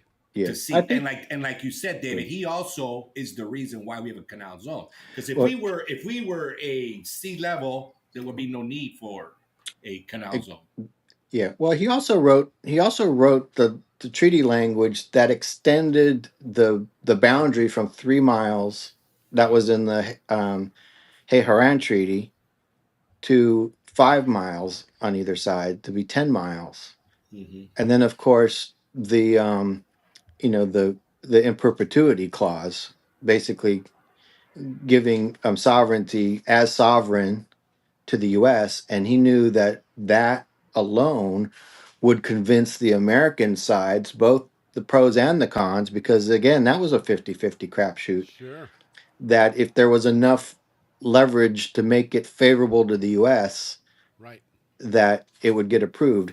And that was his logic going back to Amador, was that it may not have passed if you wanted it the way that it had Right. originally been set up with the Haran Treaty. They may not have Mm-hmm. approved it. I mean, he at this point has been in Washington, in New York, in Cincinnati. He's talked to everybody. He knows Paris. how it works. Yeah. Absolutely. And so, to that point, Dave, he's telling these guys, look, it may not be on the up and up and the way you guys want it presented, but if you want a country and you want a canal that's going to guarantee your country, this is how you have to do it. Yeah. There's no And I ifs, think, buts about it. and the rest is history. Just like any of these treaties that we've talked about, they all get broken or revised. Right. So even though we have the Panama Canal Treaty, we'd like to think of it as Zonians, that it could never be changed. Right. Perpetuity. In perpetuity. Here's like there's no debate. It is what it is. It till the end of time. But But at it would, the time, all treaties, all that stuff was in perpetuity. I mean, Guam, Puerto Rico, well, yeah. In Cuba, perpetuity also meant 99 years in a lot of instances. Correct. 99 years, right? Yeah. But I think in the original Haran Treaty, it said 99 years, and then it was changed in perpetuity, meaning forever and ever. Right. Which, so now, Dave, when it, like on the screen here, it says so why Galena matters then. So put that into context then. What was it about Galena and what Buenaventura saw there and said, hey, wait a minute, this is what we need to use. This is going to help sway this. Well, he knew the power of the United States Navy. He knew that they had an obligation to protect American interests, protect the railroad, and I think that may have opened the eyes of a lot of people in the United States and said, hey, it's almost like you realize, hey, we're actually their big brother. We have to be here. Well, they did protect. They did intervene once in Panama to protect the railroad. Well, remember the Monroe Doctrine is still at this point not that far off.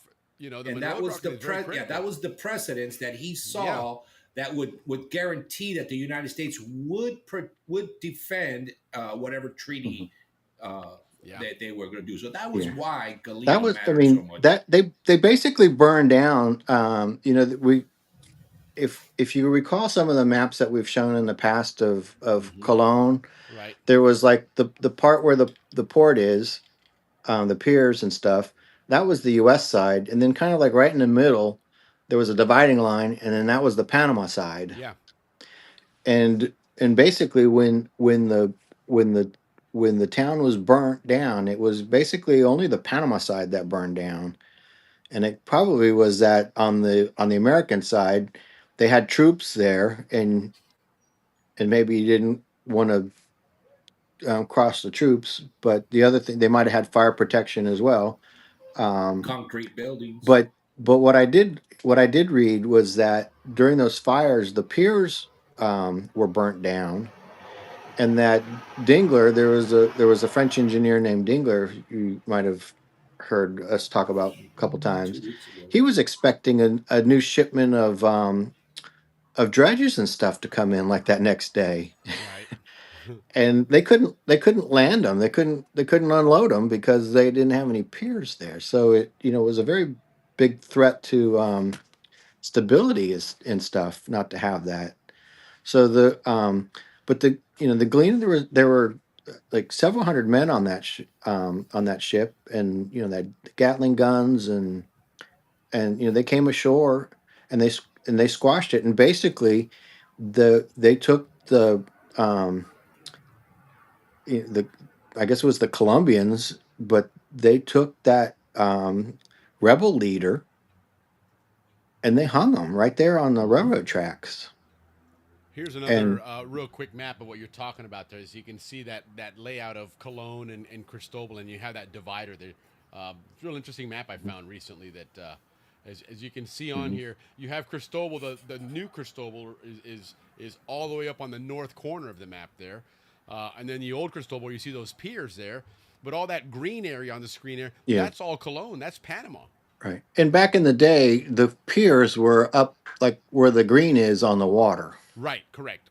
That So jutting out part all wasn't that there. yellow stuff is newer. That's canal construction part there. Yeah. Yeah. But the Panama Railroad and stuff like that, it used to come through the green area. It was it was a little bit different location than we know it now. Same with the Panama Railroad in Panama City. It used to end where the fish markets are. Correct. Yes, I remember that. And then they had big warehouses there, and so that was the terminus. And the U.S. owned all that land. And I believe if you looked at old property maps, I couldn't find it, but if you look at old property maps during that time, you will see one of the biggest landowners in that area is a Mr. Cromwell. Oh, how convenient. So he probably made a lot of money. He probably owned stock, and that and he had connections back to government officials. And if you look at all these things, all these guys are connected in some way. A lot of times it's through universities. You see Columbia University and Princeton, and Harvard, and of course the Business Association. And if Aspinwall, he was a New York like Wall Street guy. Yes, that got involved in building the railroads. But that's where he came from. So all these guys had major connections projects like that. It was typically banks and financiers that led the way, and then the governments got involved. The governments weren't in the business of printing money like you are today. Well, that's another thing too that we haven't really talked about. But even the Nicaraguan Canal and originally the Panama Canal, there were bids that it would be done by private companies. Yeah. And they actually canceled they had two contractors picked out, and they actually canceled it, and they decided it would be a U.S. project. And I think part of that reason is with the Hey Pontefract Treaty, with the British, kind of this anti-colonialism thing that no government was supposed to control the canal. Right. And so they were going to have these private companies actually do the canal, and it would be a sea level canal. And then I think the government decided we don't want these big companies, because they're just going to like the French company, they're just going to bilk the money out of us, and we're not going to get it built. All into profit taking. Yeah. So, or you didn't pay me enough. Right. But so it's just really interesting.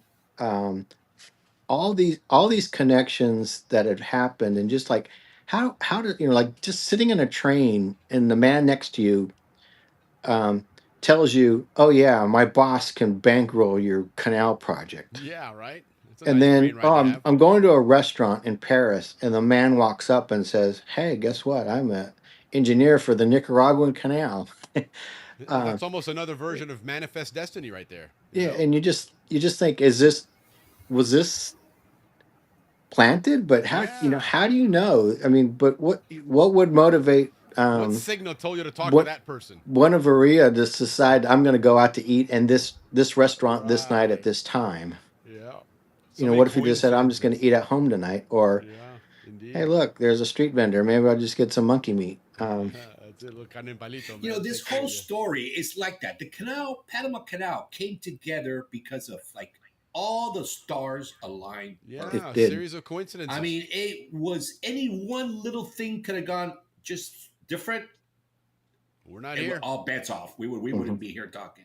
Yeah, no doubt. No It's doubt about it, unbelievable how it all came together. Yeah. Yeah, that's fascinating. And so so Buenaventura now has gotten to that point where, as it says on the screen here, the narrative is now flipped here.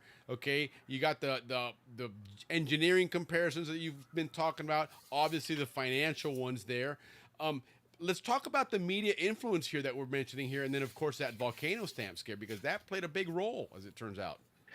Yeah. One of the things that Buenaventura did is there was a magazine or a newspaper in France, and it was called La Matin, and his brother ended up buying it later on, but at the time, his brother I don't think was the editor or the owner.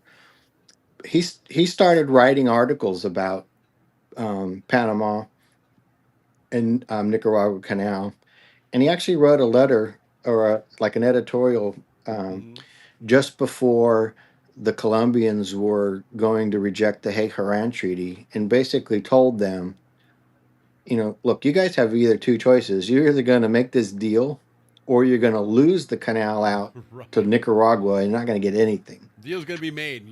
Deal's going to be made. So he telegraphed that months before that. Yeah. And I think Obaldia, we talked about Obaldia being the last governor of Panama under Colombian rule. He was a senator, and he was the only one that basically said they're going to revolt, and I'm going to support them. Right. If you don't come to your senses, and so they use the media. There were newspaper articles that were written, but what we've always heard was that stamp, that volcano stamp. Yeah. And Buenaventura talks about how he got that stamp, got 90 of them, had a document typed up and talked about how the volcano erupted and how it destroyed a dock and all the coffee on it, and put the big and scare how scary it was, and why would you want to build a canal like in this volcano, even though it was 30 miles away from where the canal was going. But he also and he sent it, the 90 of them, to each one of the elected officials in the U.S. He also did some newspaper articles on it, and then there was another volcano that happened in, I want to say, Martinique. I think it was that or Guadeloupe.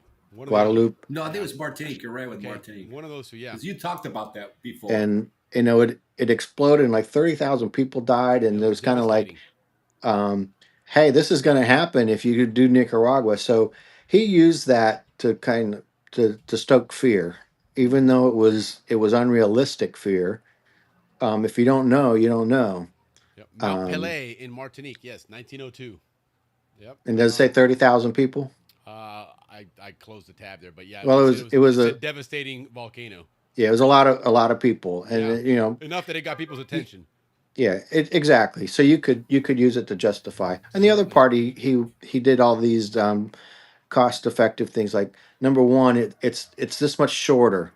Number two, it would take this much less earth to move. And number three, it would he sold it. He basically, so why would you pick Nicaragua? Yeah, why? Yeah, and like you said, he convinced the public to some degree, not everyone, because a lot of people didn't agree with the decision, but he convinced the men that needed to be convinced. Yeah. To make that decision. And wasn't that going into an election year, which certainly plays a role? Exactly, right. Timing was great on that. Right. And that's when McKinley won, right? Yeah. He also, like I mentioned, he created these pamphlets. He created 15,000 pamphlets that he sent out when he went to these chambers of commerce, and it was 14 pages, but it was basically a Cliff Note version of what the Panama Canal is. He had pictures of the construction that had been completed, and then he had facts and figures about about it. So, and he paid for all that on his own money. It wasn't Panama wasn't. No, he was driven to do this one way or the Yeah, other. and I don't think Panama really had any say in what the Colombians were going to approve. And I think we talked about it last time. Panama was going to, or Colombia was going to get like a one-time payment and then an annuity, and that money was probably just going to go to Bogota, not going to come to Panama City. Right. Right. Yeah. So there's No nothing reason really for in not it to. for Panama other than just keeping the canal. Right, and that's kind of what that last bullet point says. That missing piece was that Panama willingness, because they realized, hey, we got to make this move now. The time is right, and the Colombia's already, it's very shaky what's going on there. And up north, they're leaning towards Nicaragua. So let's make our move now and guarantee these people something. I mean, timing was, it really was a series of coincidences, and man, I mean, just a little bit one way or the other, and it's not here, man. Not here at all. That's amazing. So BV was a hero, a strategist, and an opportunist. Yeah. All of the above, which is what was probably needed for it to work. But he also left us a lot of information. He wrote several books. I mean, I talked about the Panama to Verdun last time, and I rely heavily on that one.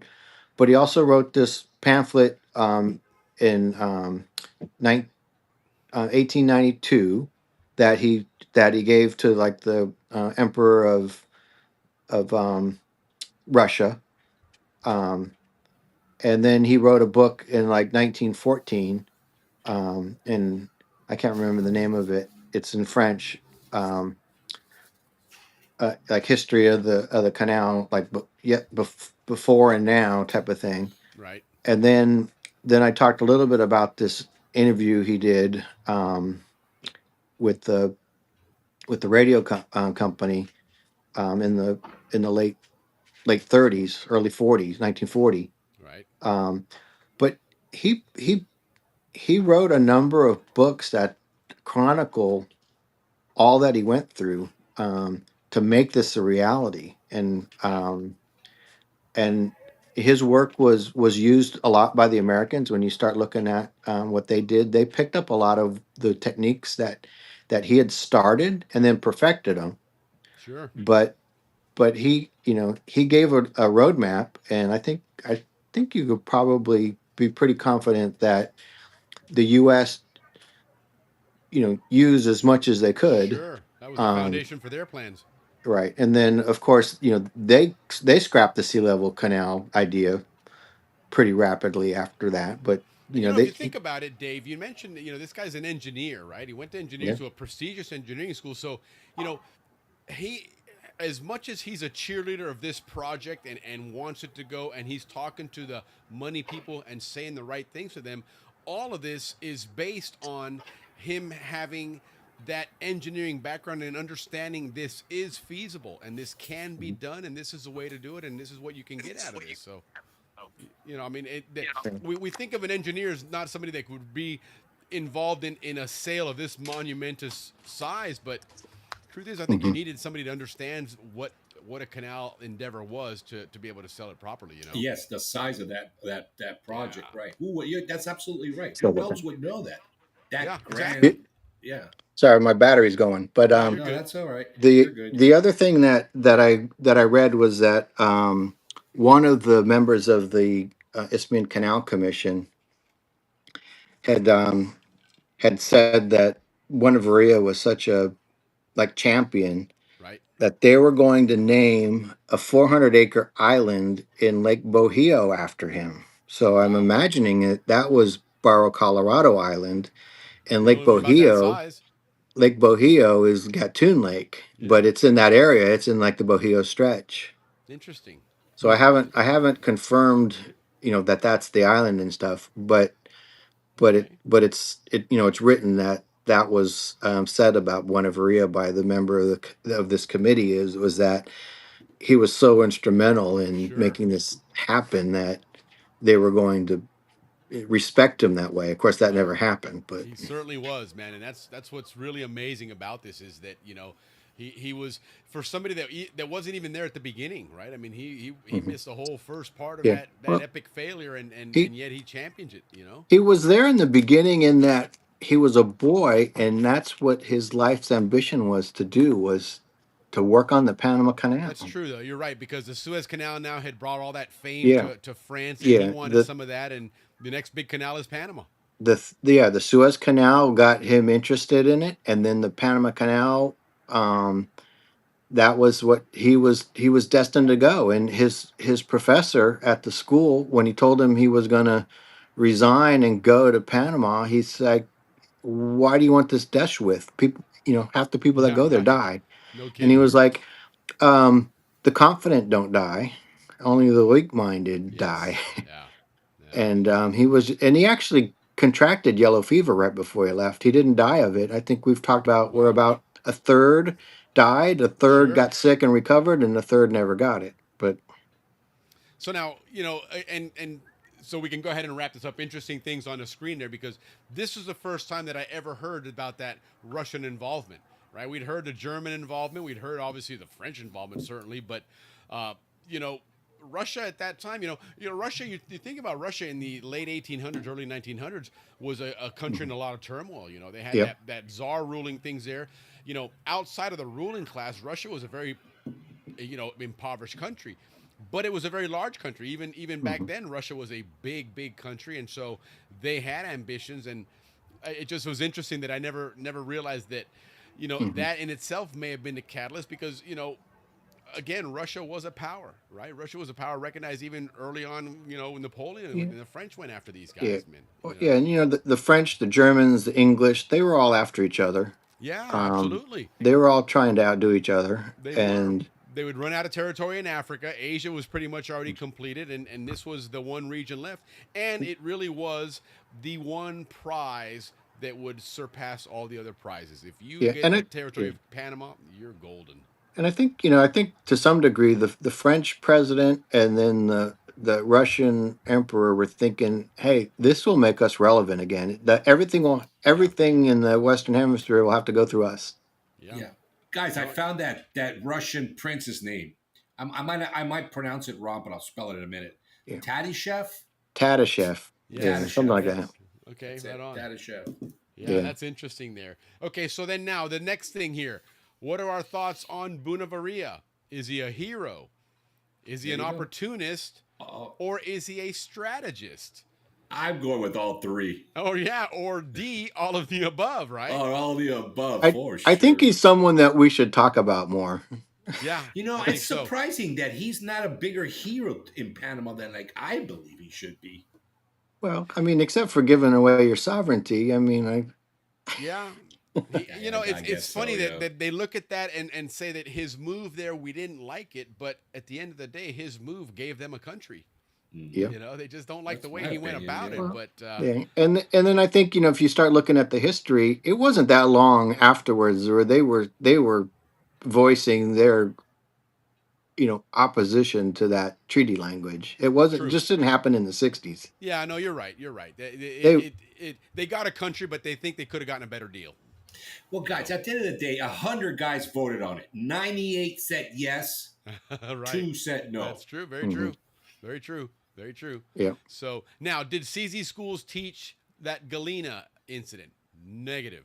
No. Negative. I never heard of it till Never heard of that. Yeah. But it's right that that's something that we got to understand when you learn about history, and this is why history is important to learn. The Monroe Doctrine is something that has been paramount in the United States and Latin America since way back when, and it wasn't that long after the Monroe Doctrine was first put out there that this stuff transpired in Panama. So it really was something that could be referenced and be relatable, where a lot of people would say, well, you know what, that makes sense, right? And Yeah. why invest in Nicaragua when we're going to be forced to work with these people down here anyway, and we already have that precedent to do it.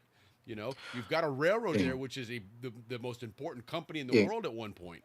Well, when you look at it too, Buenaventura, he had no involvement with Panama until the week before the revolution. Really, I mean, Yeah. it wasn't like he was he was living in Panama, and they sent him to the U.S. Sure. because they were hanging out with each other, and they knew. Because, like you said, he was going back and forth between Paris and New York. Yeah, and he doesn't write about having, I'm sure he probably had, some Panamanian friends that he made when he was living there, and probably corresponded with them and saw them from time to time, but he doesn't mention anything about it. He talks about he knew the Colombian military folks Right. and stuff like that, and he corresponded with them, but he doesn't talk about being in cahoots with anyone at Panama. He basically hears about it from other people, and he basically says, "I think I can help," Well, it's or funny you I mentioned think they that, can help me. I mean, I guess it's but it makes sense. I mean, we view it with our our historical lenses that says this is Panama, this is the Panama Canal. yeah. But people in 1885 and 1903, heck, maybe even 1904 a little bit, are still viewing that as part of Colombia. So the mindset of not dealing with Panamanians, well, there isn't any such thing as a Panamanian in that sense. It is No, still they were a junta revolucionaria. So that's understood. But what I'm saying is the probably had mindset heard- was that this was part of Colombia still. Yeah, right? he And probably for 10 years had heard that these guys are the rebels, Right. The Exactly. troublemakers, etc. And so I think he just stick with focusing with the Colombian government, and something's going to happen. It's going to be with them. And then when you realize shit ain't going to happen, and these guys are getting a little more popular over here, and they're getting a little rowdy. Well, you jump on Benjamin that shit. Herrera, Belisario Porras, and Victoriano Lorenzo whooped some butt and made everybody realize that they were not strong enough to put down this. But- It's funny, like HB but- says, that every story needs a villain, but this guy really was a hero. He He was. But was- if- I think he was. if the U.S. had pulled out of Panama and built the Nicaraguan Canal and closed up the railroad and stuff, do you think there would be other rebellions? The U.S. would just say the Bidlack Not our Treaty problem. is not our They problem would have anymore. had to Not our protect problem. because of precedents. They would have had to protect that railroad. I'm But they saying were that- going to close the railroad. Yeah, if the canal's built Oh, in if they Nicaragua, moved the over to railroad Nicaragua, gone. you're right Yes. about that. You're right about that.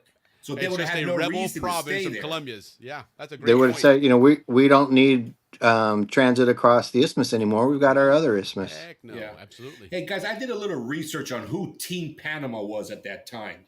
And basically it was like this. La Junta Revolucionaria, which I already mentioned, all the Panamanian names that we know, Arias, Arango, De La Guardia, etc. The railroad was also part of Team Panama.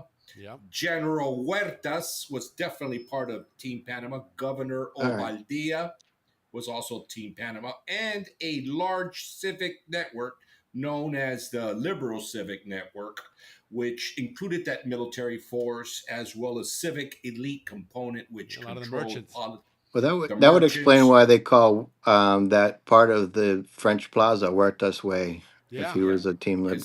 because he was a general that sided with Panama. Yeah. And so the civic elites, they control politics, law, journalism, and this is how my family helped in the separation. Hmm. Because my great grandfather, big liberal, Yeah. and he was involved with a lot of funding and supporting the liberal movements, providing political cover, intelligence, and local influence.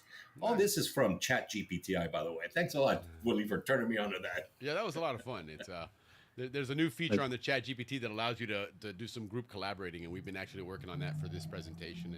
Yeah, I got to find out exactly what my great grandfather was up to. It's interesting, It's always you take it with a Yeah. grain of salt, right? Because it's still you're researching what's out there available on the internet, so it may not always be correct, but it is a fascinating tool and certainly makes things a lot more productive. But Well, you will find a lot of information if you know how to use it. yeah, There's too much information. It really. Yeah, it's overwhelming.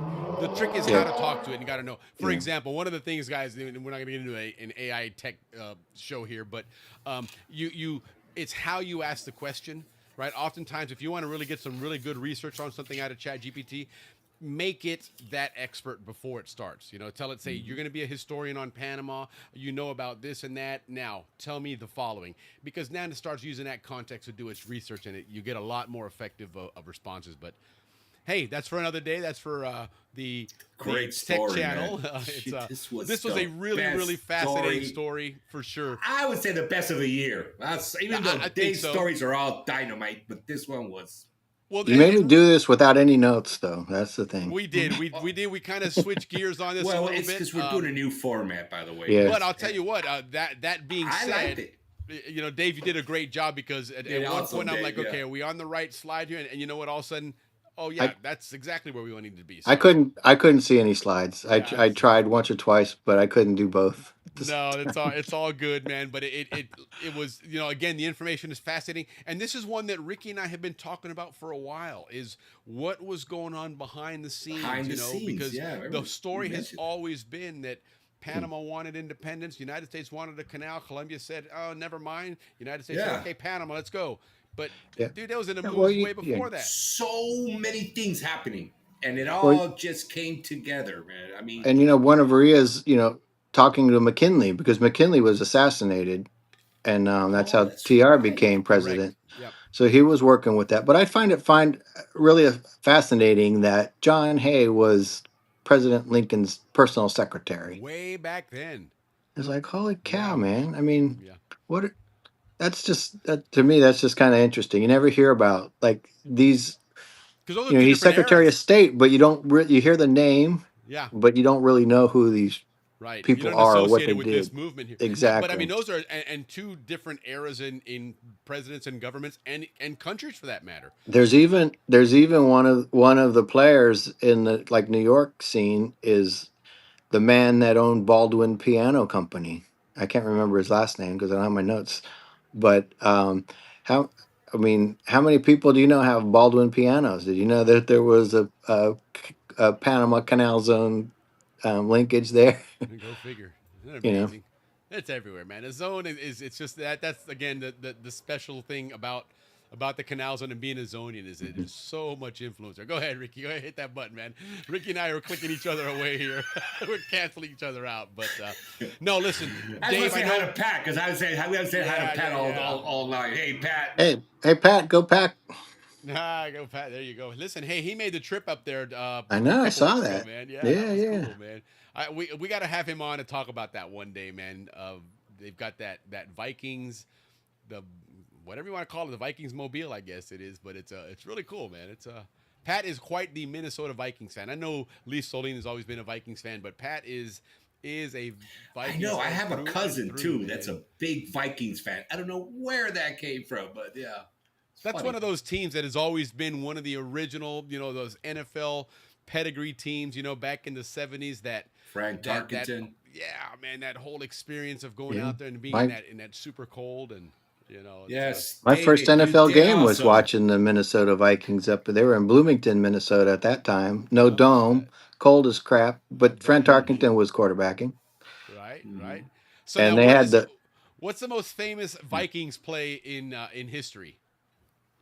Marshall?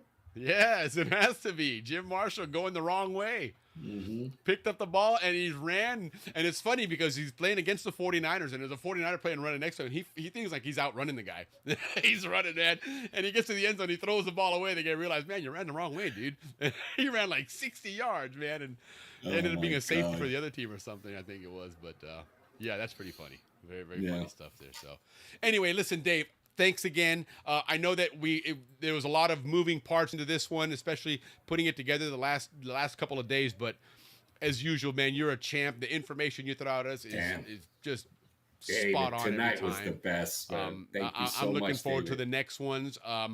One of the things that we'll do with this new format is ask it to print us out some show notes and stuff, and we can just print those and have them, and that way we can reference stuff a little bit quicker and easier. But otherwise, I love this way we set this up. A lot of cool information there, and certainly some visuals to accompany it, which always helps. So Dave, again, thank you so much for doing this.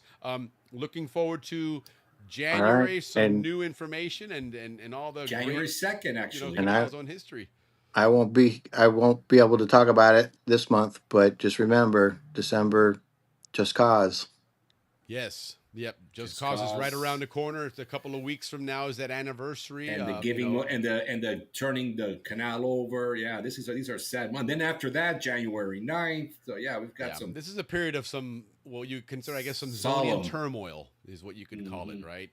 But hey, it's part of life. It's part of history. You know, we celebrated some amazing things in our life, and there was some other parts that, you know, maybe not so amazing, but still part of our life. But we all have a great opportunity to share that with future generations. And Dave, your show certainly is one that I'm looking forward to hearing somebody, you know, maybe one of my grandkids referencing some of the information they get from our show Tonight's show to do a history project or something, you know. So thank you again, Dave, for doing this and always taking the time every month to keep us informed on that Zonian history. Have yourself a very Merry Christmas and a Happy New Year, and we will talk to you in January. All right. Thanks, Mark Cicero, for a great video. Yes. All right. Awesome song. All right, Dave. Well, take care, man. All right. Later. We'll see you. Right on, man. All right. Great, that was cool, great man. show. 2 hours, 10 minutes. A lot of fun, man. But listen, very, very. That had a really good story. It was intriguing. It had a lot of that Russian piece. I don't. That's the first I think I've ever heard that Russians were. Yeah, no, that's the first time we've heard of that. Yeah, that was really, really cool. Again, a lot of great knowledge we get out of that Canal Zone history that Dave always puts so much effort into giving us. So looking forward to next year. But next week, don't forget, Steve Tochterman is going to join us. Him along with Jesus. These guys, remember, they wrote that Air Force. What was he? Air Force Special Agent or something like that. Tochterman was with the FAA. He was a special agent with the FAA. No, but the other guy. Yes, he was in Air Force Intelligence, I believe. Yeah, Air Force Intelligence. Yeah. Jesus, I'm drawing a blank on his last name. I apologize. Embarrassing. I'm the worst with names, guys. Just don't get offended. It's okay. You get a pass. But anyhow, you get a pass. But it's going to be a lot of fun. It's obviously very newsworthy right now with everything going on in Venezuela, all that stuff. So getting some really cool insight on that. In 2 weeks, fingers crossed, we're looking at some scheduling things, so we might be able to get HB on to do some Canal Zone dictionary, and then we're hoping for a end of the year recap show in December 26th. But anyhow, Shiva just went by, Ricky, so that's your cue to say to get us out of here, man. Thank you guys from the bottom of our heart. We love you. We appreciate you. And we'll see you next week at the same time, same place. Cheers. Thank you Salud, very everybody. much.